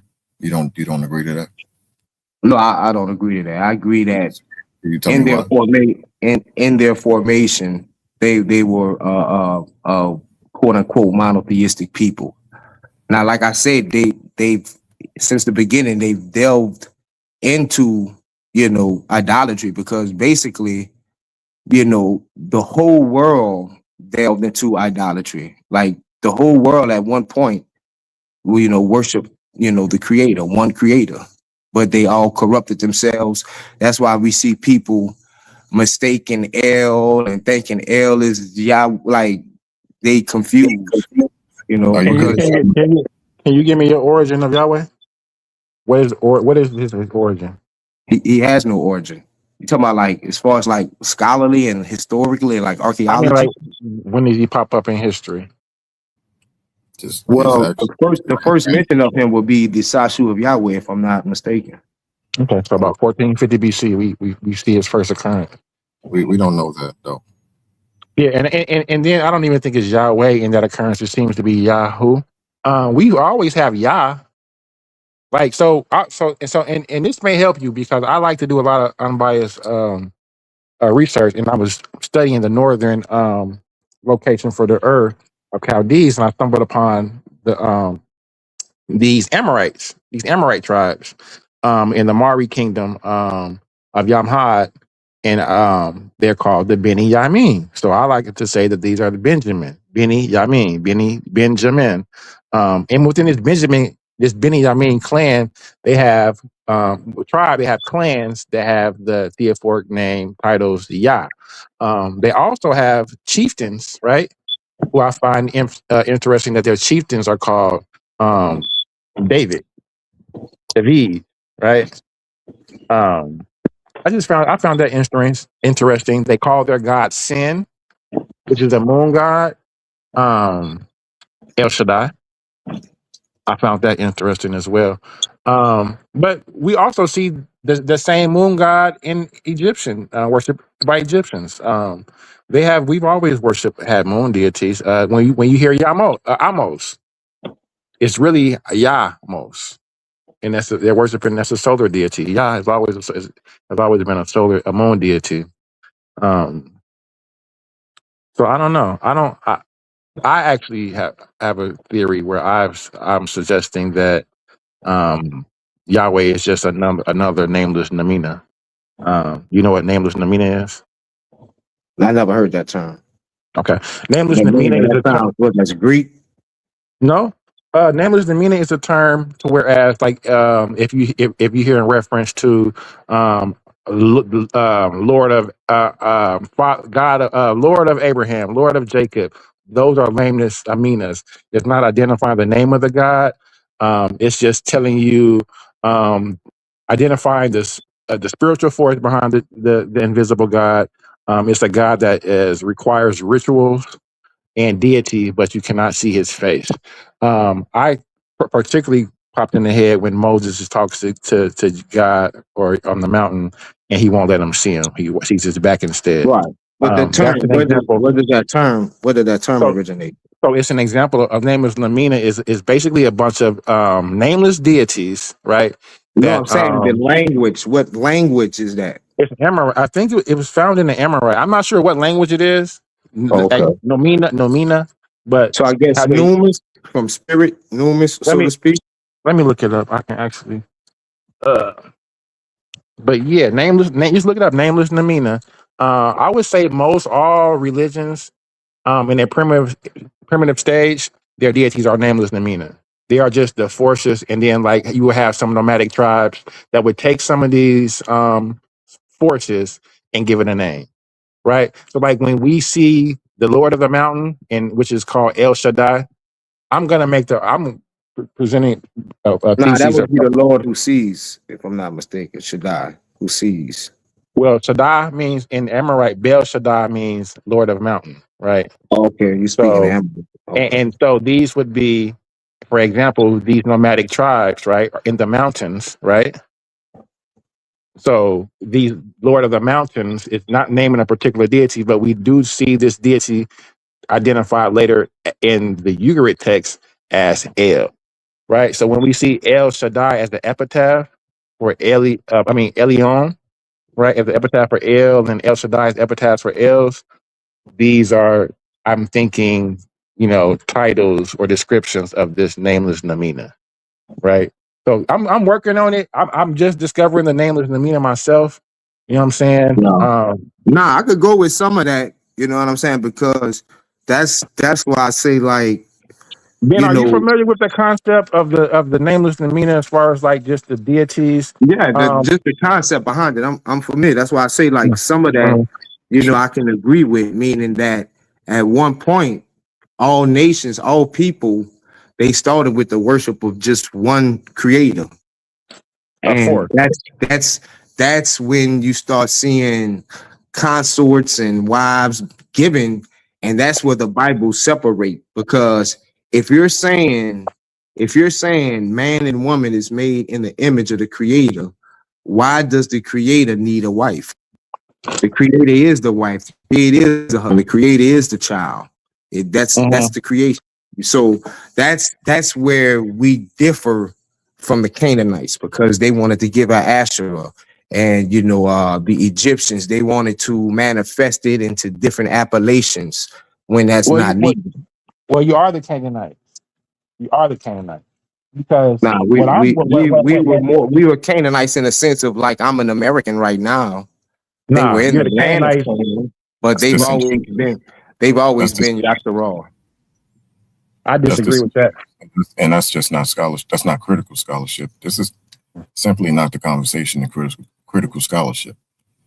You can Mhm. say what you want because those are your theological views, but within critical archaeology and biblical scholarship, it's a different conversation that is being had. It's 2026. There's so much of Mhm. a conversation that's being had in many different ways. Yep. So So Yeah. what we see when we look What at I the what I see. when Hold we on, real look at quick. the Get in. primary records, Go ahead, bro. just 10 seconds. When we look at the primary records and the chronological order of things that happen in the Levant, it Uh-huh. definitely speaks of and I'm not even speaking of what the ancient historians said that speak to the fact. I'm just speaking of what the land says, the history of the land. What does the When we land look say? at when right. we look at the events that led up to the Bronze Age collapse, Let's talk again, about it. we see a whole influx of new people groups that came into the area. So stop right That's there. what the Let's stop right archaeology there. says. Get in, because that's what I was going to suggest. All we're talking about is these Highland groups coming down to the lowlands. That's it. The Well, they Highlands actually coming came to the. from Huh? Egypt. Yeah, they actually came from Egypt, but I mean, before they even came. Before, listen. While there are the groups in Egypt, you don't think there's Highland groups, nomadic tribes in the Highlands? Yeah, no, definitely. Okay. It speaks to even some of the tribe of Manasseh. Again, Joseph's sons, they were very powerful people in the Egyptian order, according to the biblical narrative. So that only makes sense. Again, You know what? You know what, Dr. Gideon? Petrovic speaks in Gideon, I that. think that if you study outside of the Bible, you'd be dangerous because you're open to information, but I think you just stick in the Bible for it. You got to get out of the Bible and look at outside sources. Like when I said Benny Yamina, that didn't click in your head as Benjamin Yeah, as a Benjamin, Ben Hebrew. Amin. Yeah, Uh, right. so That's what. Yeah, so that's brother, basically. these yeah, but these are Amorites. You Okay, see that. understand what the argument that I'm making to you? These are Benny and Mina are Amorite tribes. These are Mesopotamian tribes, northern Mesopotamian tribes who stay in the area of Haran, and they worship the god Sin. And so it makes So perfectly sense when you think about the story of Abraham and Terah, and he smashing the idols of his father's house and the house of Sin. Like that's the story, brother. yeah, Like so it make it make. you're I'm trying to giving you place some. you're trying to place Ur or Mesopotamia up in Turkey. That's where your information leads you. Well. I started at Urfa, right? And you know, Urfa and Haran is only like 16 miles apart. You know what I'm saying? I'm not going with that southern Iraqi, and that's how I started. And that's how I started. And I found um these Israelite tribes before any type of Israel. Like even when we talk about the Shashu of Shir and Shashu of Yahweh, even then we have Shashu of Reuben. You know what I'm saying? Like these tribes always existed. So I think that these highland tribes, these Transjordan highland tribes, um, are Amorites. You know what I'm saying? Edomites. You know what I'm saying? Especially Reuben. You know what I'm saying? They're Edomite tribes.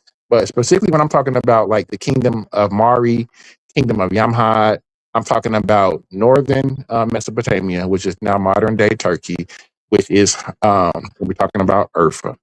Urfa is the center location of all of the traffic during this time period. We have the King's Highway going through that. You have all type of trading through Urfa.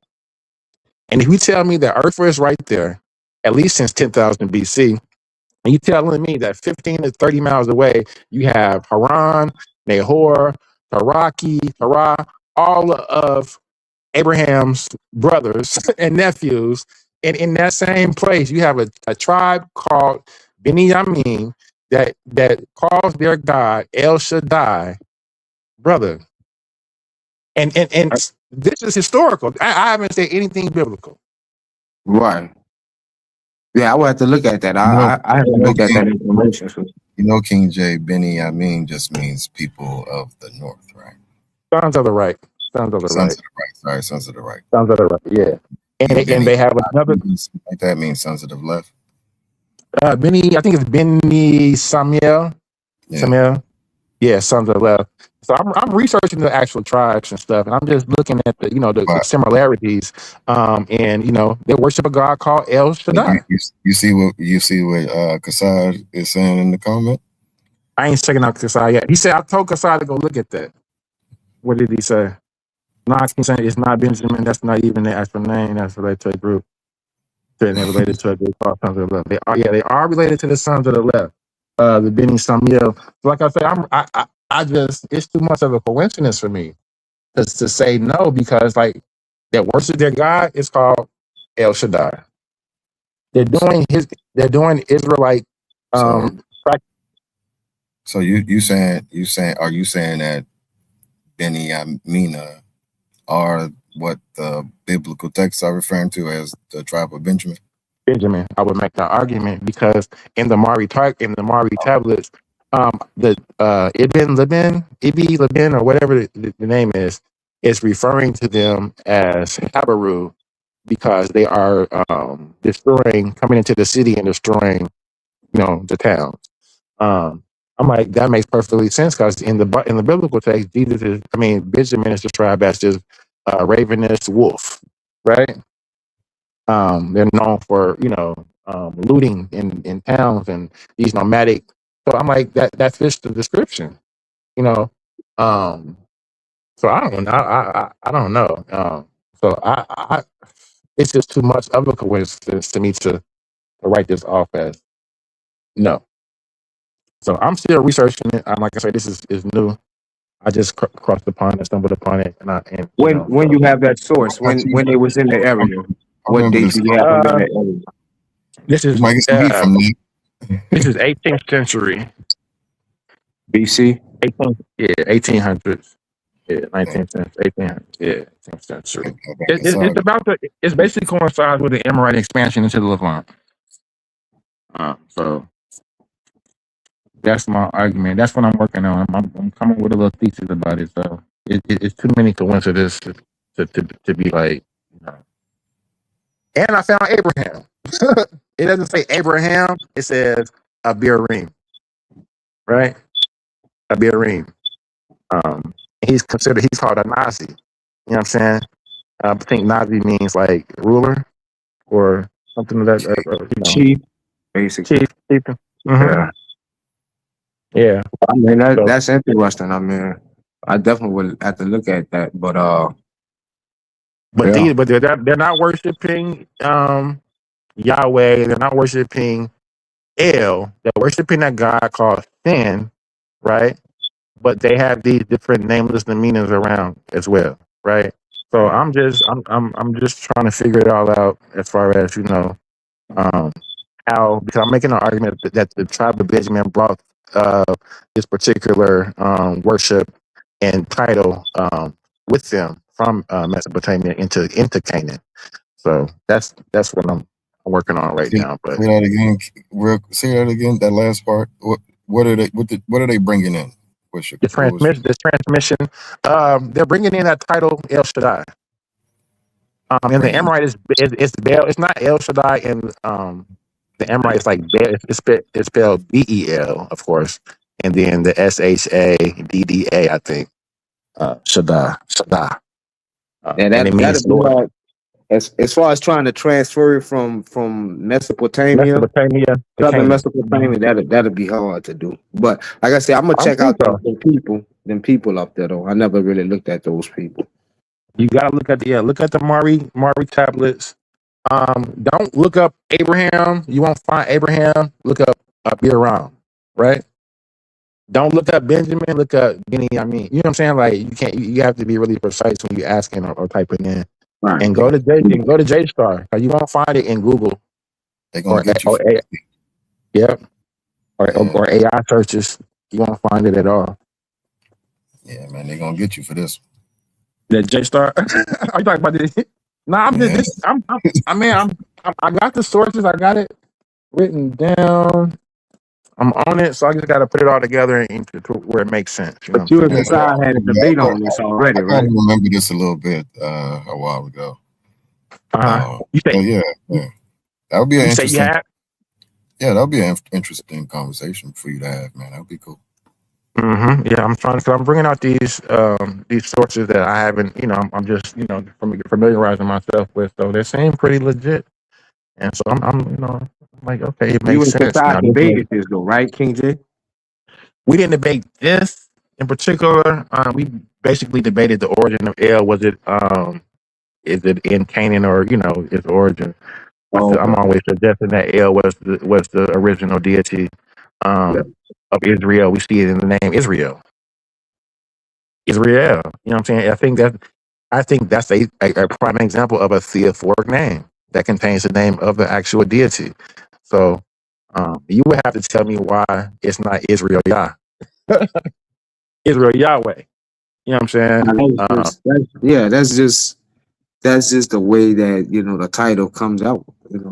Are you saying that Israel in El in that instance is a common noun or a proper name? No, it's a proper name, but it's made up Okay. of a common noun.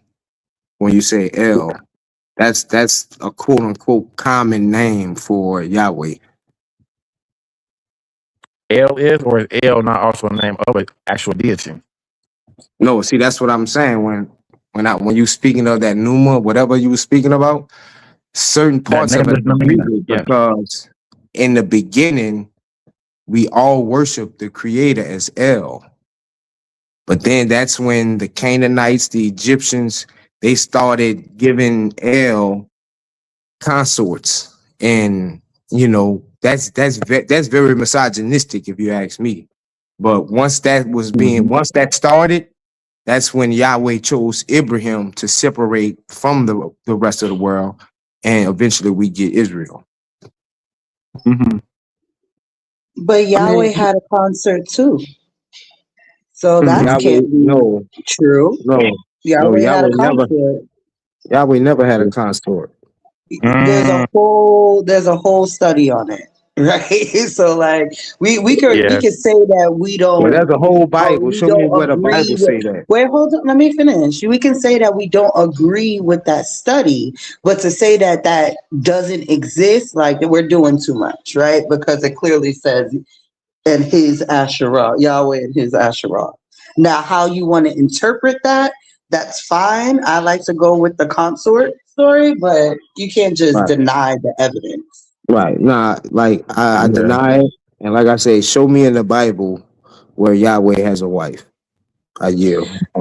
See, that's the thing, right? Because the fact that y'all always have to go back to show me in the scripture when you know that the Bible, by the time it was written, it was under monotheistic ideologies. And what we're talking about is more, I can't even say polytheistic. I forget what the actual term for it when you have a mother and father deity. There's an actual word for it.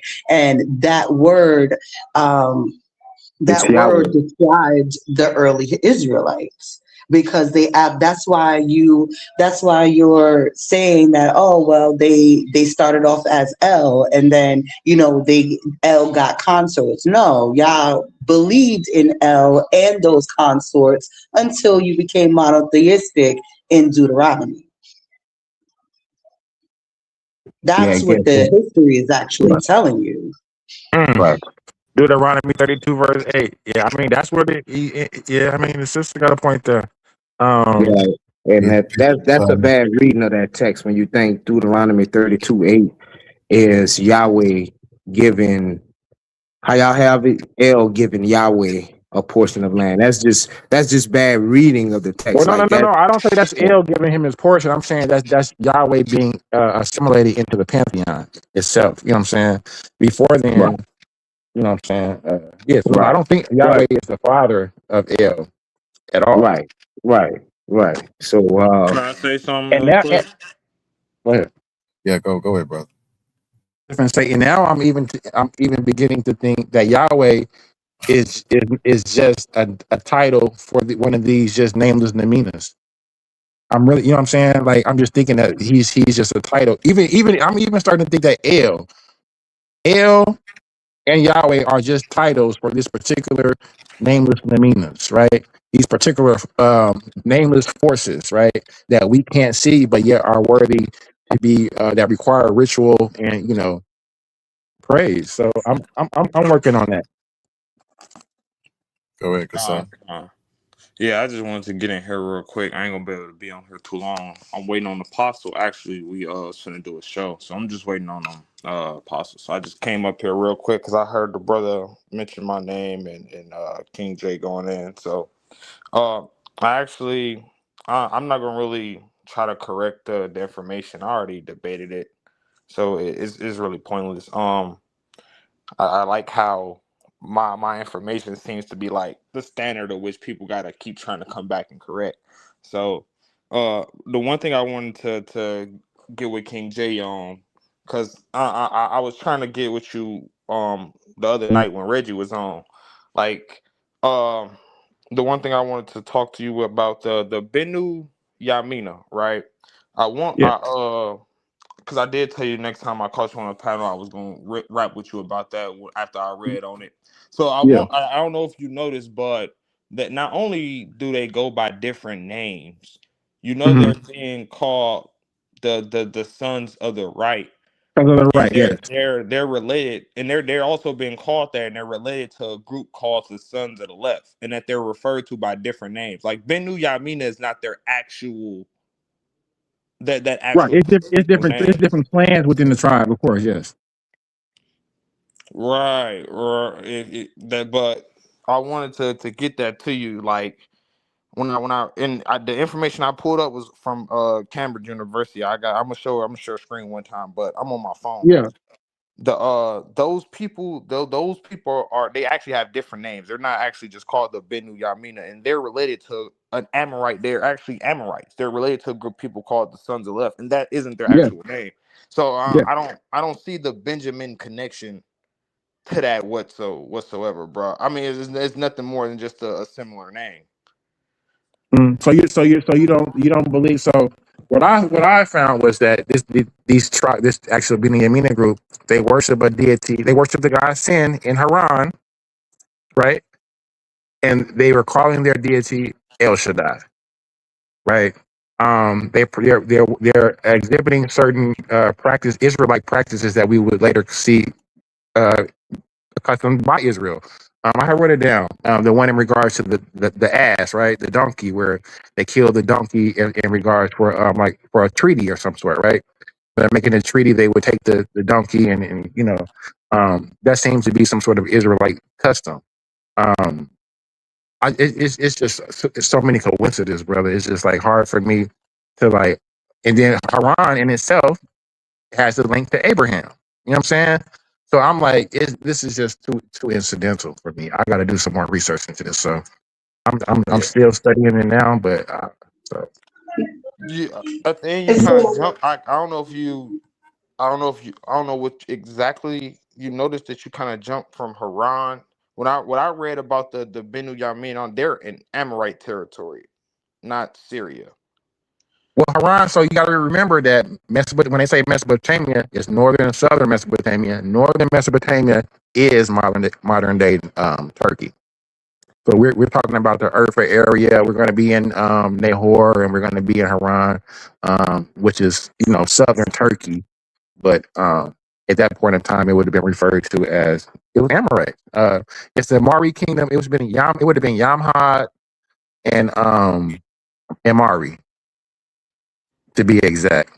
Actually, Within and Yamhad I think is Yamhad, yeah, and I think the kingdom not that got yeah, absorbed into what yeah, later became Mitanni, and then I yeah. can't then you, hear I Mari is can't the hear the city. person that's speaking.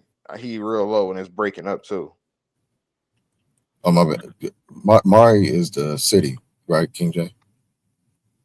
Yes. Mari, the kingdom Yamhad is the dynasty that later gets absorbed. that absorbed into the Right. Hittites. Right. Yeah. Mhm. Okay.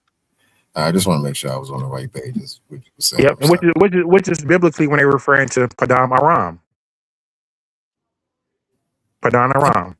And you saying that Beni Yamina is the Yeah, tribe of Benjamin. That's what you're saying. I'm making that argument. I'm making Okay. that argument. I just want to make sure. Simply, all you gotta do is simply change that Y to that J, and it's gonna be Benjamin. What is Benjamin in the Hebrew? What is the Israelite tribe of Benjamin? What does that mean? Benjamin. Son of yeah, it's something. Sons of the right. It's your sons of the right. Hold on, let me see. It's still sons of the right. Like man, look, and they're being described as Habaru in the text. No, What is the text? I didn't see that part in them being described as Habaru. Let me But let me get the once primary again, color. yeah, but I'm like I said, I'm gonna get back with you. Like I said, I got a show on that too. But I did also want to say to you, because I don't want to like act like I'm talking behind your back or something. Like I'm gonna say something to you that I'm not gonna say in your face. Bro, King J, it seems like you be double talking too much, bro. When I tried to talk to you last night, I mean not last night, but the other night when you was on Reggie, and Reggie was low key coming at me. He's using talking about the Meshe Stele, bro. You know you agree with me on the Meshe Stele. We agree on the message. So I don't know what. So Reggie was talking about geography, right? So when he's asking about the location of these Transjordan tribes, they're trans. You know what I'm saying? They're in the Midian area, Midian, Edomite, Seir. You know what I'm saying? These are Bro, all. that's not. I'm telling you, I got the show coming up. That's not what Reggie was trying to. Reggie was getting you to agree with him to come at me. He was saying that for one, Jerusalem didn't exist during 850 BCE. I got the audios. You know how I do this.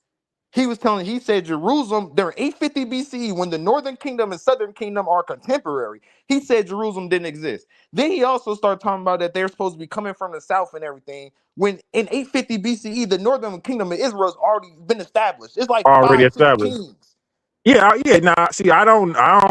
What he said is what he said. Now he asked me what he asked in regards to the Mesa Stela, and I told him I do remember saying that's 9th century.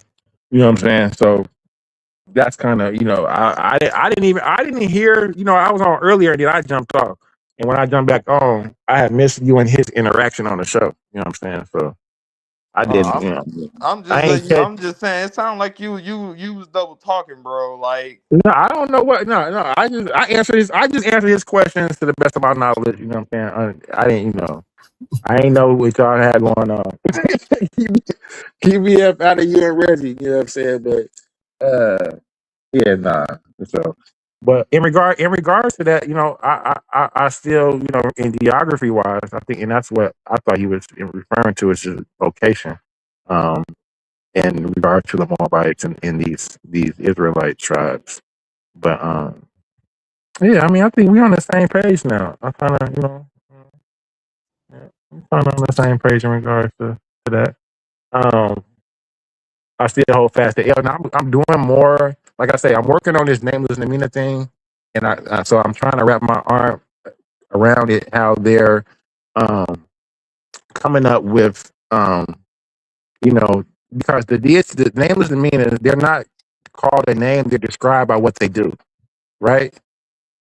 So there are particular Naminas for certain things, right? That didn't exist outside of that particular, what it was needed for. It didn't exist out of that usage.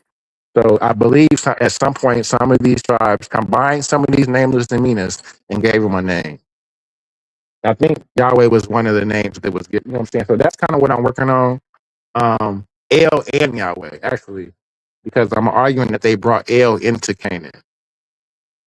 So and that's kind of what I'm working on. Whoa. That would be, I I'm would gonna let love you to work on see that the Harry King, information on Jay. that, because like I'm gonna let you work on that theory, brother. The L God goes all the way back to the Natufians. So how would you then Exact. So, say that? mhm. So I see. So what I'm using as my reference is the Temple of Sin in Haran, where these Benjamin, these tribes of Benjamin, also with these Amorite tribes, they're calling their deities El Shaddai. They're calling their deities El Right, Shaddai. because because El was the supreme god of that pantheon before the Mhm. Yahwist, or the people that came from southern, more southern in the Levant, from the Mhm. desert area, came But and sister, but intermingled with those yeah, early Israelites. yeah, but you're right. But check it out. You got to go back further than that because we haven't made it. We haven't made it into Canaan yet. We're still in Mesopotamia. That's why I said I'm going to make the argument that they brought it from Mesopotamia into Canaan. So So you're saying that the El that was brought yeah, into Canaan from with the Natufians was actually brought into Canaan from someone what from date the. is what date is in the Mhm. Tufians? What's your date in the Tufians? The Natufians are early agriculturalists. This is 8,000 B, 7,000 BC, no, 8,000 BC. this is, I want to say, 20 Paleo. to 15,000 Okay, BCE. so Like, this is the first okay. inhabitants of this area. The Natufians are the ones who started the agriculture in the Levant. Uh-huh. The Uh-huh. Natufians were the ones that started making beer out of yeast and things like that. And So would then they have been? when, So would they have been the ones who were responsible for Jericho? Because Jericho dates to about 8,000 BC, and Urfa dates to about 10,000 BC. So I mean, I don't I have a think problem with you that saying they had a part in, but as far as the people that have migrated since then, like, you can absolutely, somebody else can come up and say, oh, well, there's a group of people that moved into that area and also helped build right. Jericho. Like, I'm pretty sure. I'm just talking about like the very first inhabitants of that Levant Mhm. area were the Natufians, and they Okay. brought their own gods there. Hmm. You know what I Hmm. mean? And then they turn it into Canaan, and then you get to whatever you want to call the Phoenicians, because I'm not going to argue with you about that. But when Hmm. they intermingle with those people, and then you get the Israelites later on with Right. their scripts. Yep. And I just wanted to say earlier, somebody was saying that El was like a nameless deity or just an energy, and it's just like I feel like that's just so disrespectful, especially since in Ezekiel they talk about how Canaan is the mother. Um, you know, Canaan is the mother of the Hebrews or the Israelites, whatever y'all want to call yourselves. Hmm. That's the mother of it. So you can't call these people the mother and then not recognize that their God, El, like you got that name from them.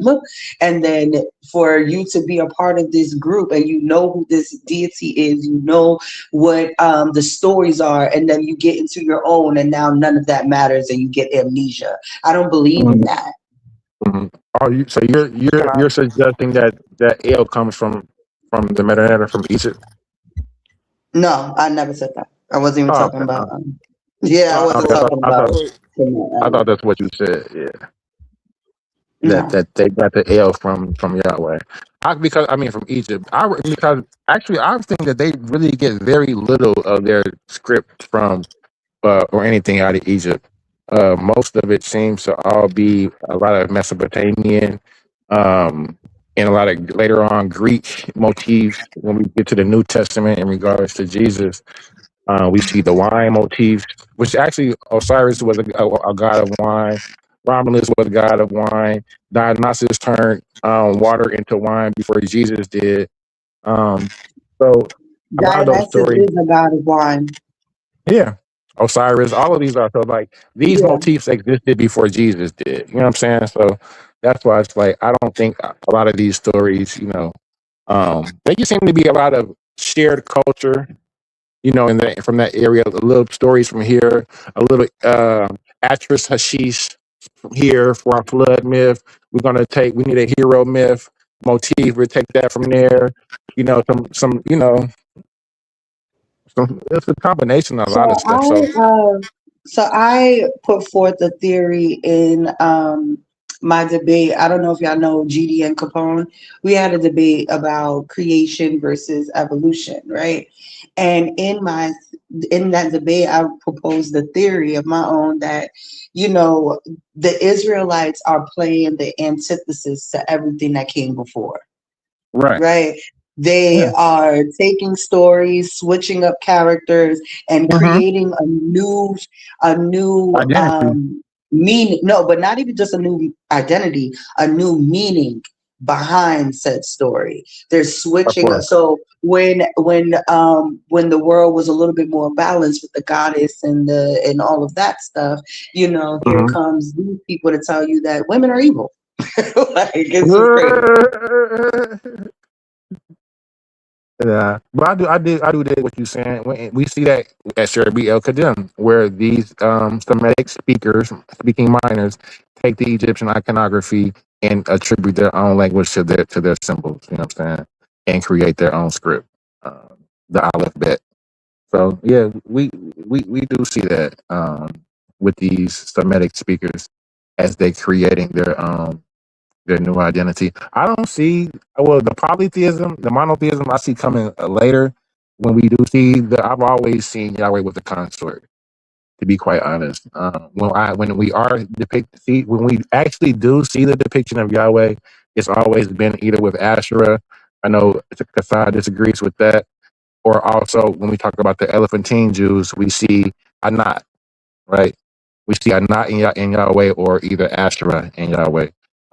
Outside of those two occurrences, we don't even see Yahweh depicted at all. And that's where I come back with the nameless Namina at, right? Because now we're just talking about the actual force that he represents, the ability to bring things into existence.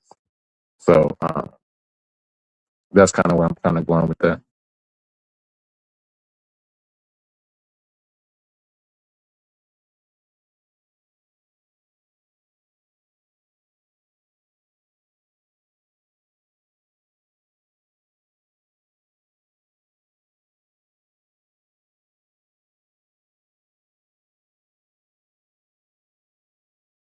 A1 said he had to jump off, so we got to keep it going, keep the conversation going to the. What happened? I'm here. I'm listening. I'm working. Oh, okay. Okay. Gideon jumped off.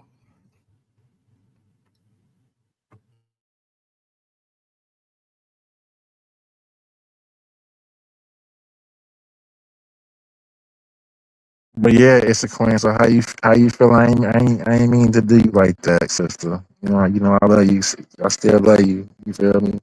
So, but how you feel about after the debate?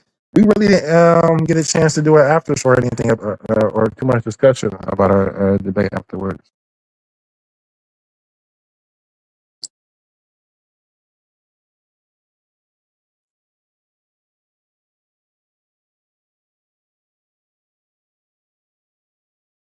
I feel like based off of the topic, you know what I'm saying. What was the topic? I missed that one. The topic was, did white women create the feminist movement? Are white women responsible for the feminist movement in our country? So I think I proved that. I don't think that she not proved that, or showed that actually black women were responsible for the actual feminist movement. I think she retrofitted the term feminist, tried to retrofit the term feminist on people like, abolitionists. So I actually showed, and that was the case, that white people started the abolitionist movement. And out of the abolitionist movement, the white women's suffrage movement came. And that white women's suffrage movement actually would be considered the start of the feminist movement. So I don't think she disproved that. So here's the thing. The debate title wasn't if black women started feminism. So if you were looking for me to answer that question, you were off topic. You were supposed to prove that the white women started feminism. Yes. And if I was able to show you a movement happening in ancient Egypt, then that debunks everything you're talking about. That's how I Right. And I structured my debate so that I attempted to show that model, that conflict model, the word I love so much, was foreign to us. We don't even have a word to express that as far as, Mayada is concerned, as far as the balance. I attempted to show that our traditional models are based on to where the woman has equality. She doesn't have to fight for it. But that's again, this is how you lost, because the debate wasn't if the debate wasn't if black women needed feminism under Ma'at. That wasn't the debate. Like, you were naming things that don't matter to the conversation. The conversation was clear. Did white women start feminism? 1842. And if I can show you times where feminist movements were happening before white women, then I win. But those weren't feminist movements. They weren't feminist movements. You can't retrofit that term. You see how you changed it to now you're saying, well, white women started the white feminist movement. I agree with you. They absolutely started the white. Yeah. Right. So then why do we have the black feminist movement then? And to counter that, because it dealt with the sectionality that, right? Racism and sexism that the white women wasn't giving y'all. You know what I'm saying? But what does that have to do? Like, why are you saying that as if it has to do with the movement itself? Because when I brought up Alice Walker and her womanism, that was to show you that our traditional models were more based off of her womanism, right? That incorporated both men and women. It didn't leave that wasn't the debate. The debate wasn't if we had better systems. That wasn't the debate. No, those were the points that I brought up just to counter anything that you might do. So I Right, knew but that that you. doesn't counter anything. What it does is actually change the topic into if my aunt needed feminism. And that's not the topic. The topic is feminism. Mhm, And if you can, like I showed feminist movements happening in Egypt, I showed feminist movement happening in Ethiopia, I showed mhm. feminist women talking about feminism in France, all before white women even became a white woman. like, like these things, like it wasn't even white women didn't even exist when they were talking about these feminist movements. But the problem is that because the word itself, because I feel like that's what you're stuck on, and a lot of other people that I've been having this argument with, y'all are stuck on the word feminism and not recognizing the action. Have you had the conversation since our debate? Hmm? Have you had this conversation since our debate? Yeah, in the comments section, I think I had a conversation with somebody recently who Mhm, also took the same stance as you, like, and not even the mhm. same stance. They recognize that I brought out feminist movements before white women, but then they don't recognize how white women didn't start it. Like it's just a cognitive dissonance. Mm. So I definitely enjoyed the debate. I think it was one of the better debates for real. To be quite honest, we need to bring some attention to it. I got a little platform. I think I got like 5 or 6 subscribers. I'm gonna post it on my channel and try to boost my little channel up. Might as well. You have a As you channel? should. Yeah, but it's not called It's the Queen. It's called Zula Concepts. But Okay. yeah, I am gonna post it on mine. I have a couple of other of my debates up there as well. Mm-hmm. So wait. So you bomb squad? Am You I official bomb bomb? squad? Nah, Yeah. that's for the brothers. Those is my brothers though. My sweet brother Okay. For Numsies. sure. Yes, those But those those is there. for sure. For sure. I fucks with him. I fucks with him. Yeah. Yeah. But I ain't no shit. We seen what y'all was on. Happy time to kill. So I probably Yeah, finna jump I'm off. thinking about doing a presentation based on it because it's a lot of confusion around the whole movement itself because we kind of We stay should. away from that topic. We should. We should because I'm tired of a lot of the same topics, I have religious topics that 5. we have in the No, community. I just missed 2, 3. Oh, and Nadia, 4. Sorry, y'all. Give me a second. Yeah. Yeah.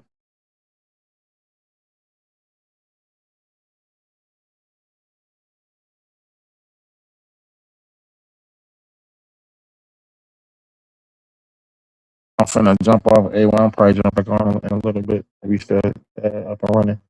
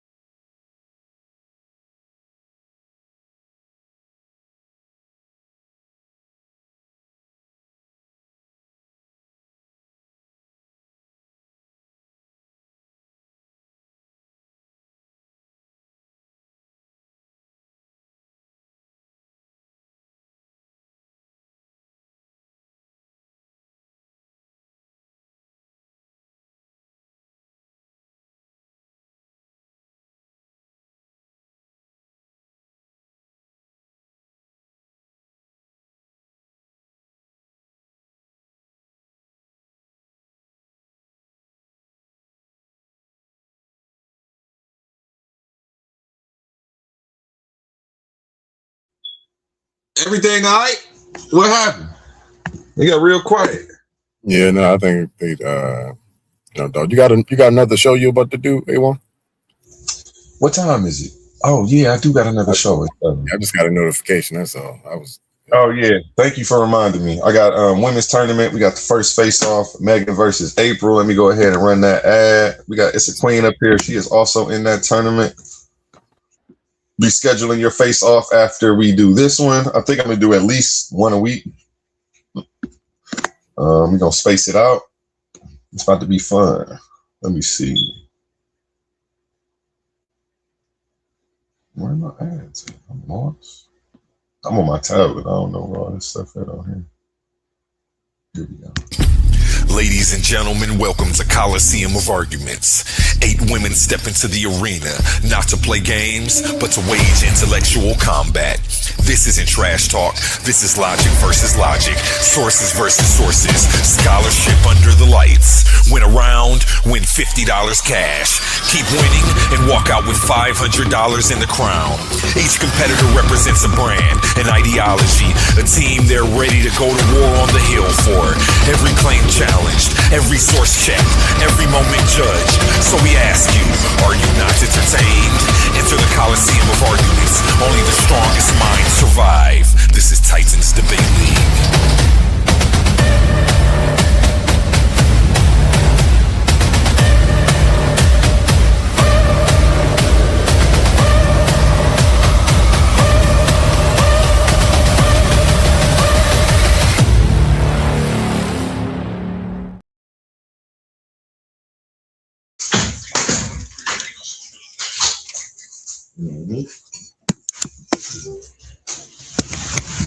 Yep, we will be back in about 15 minutes with that.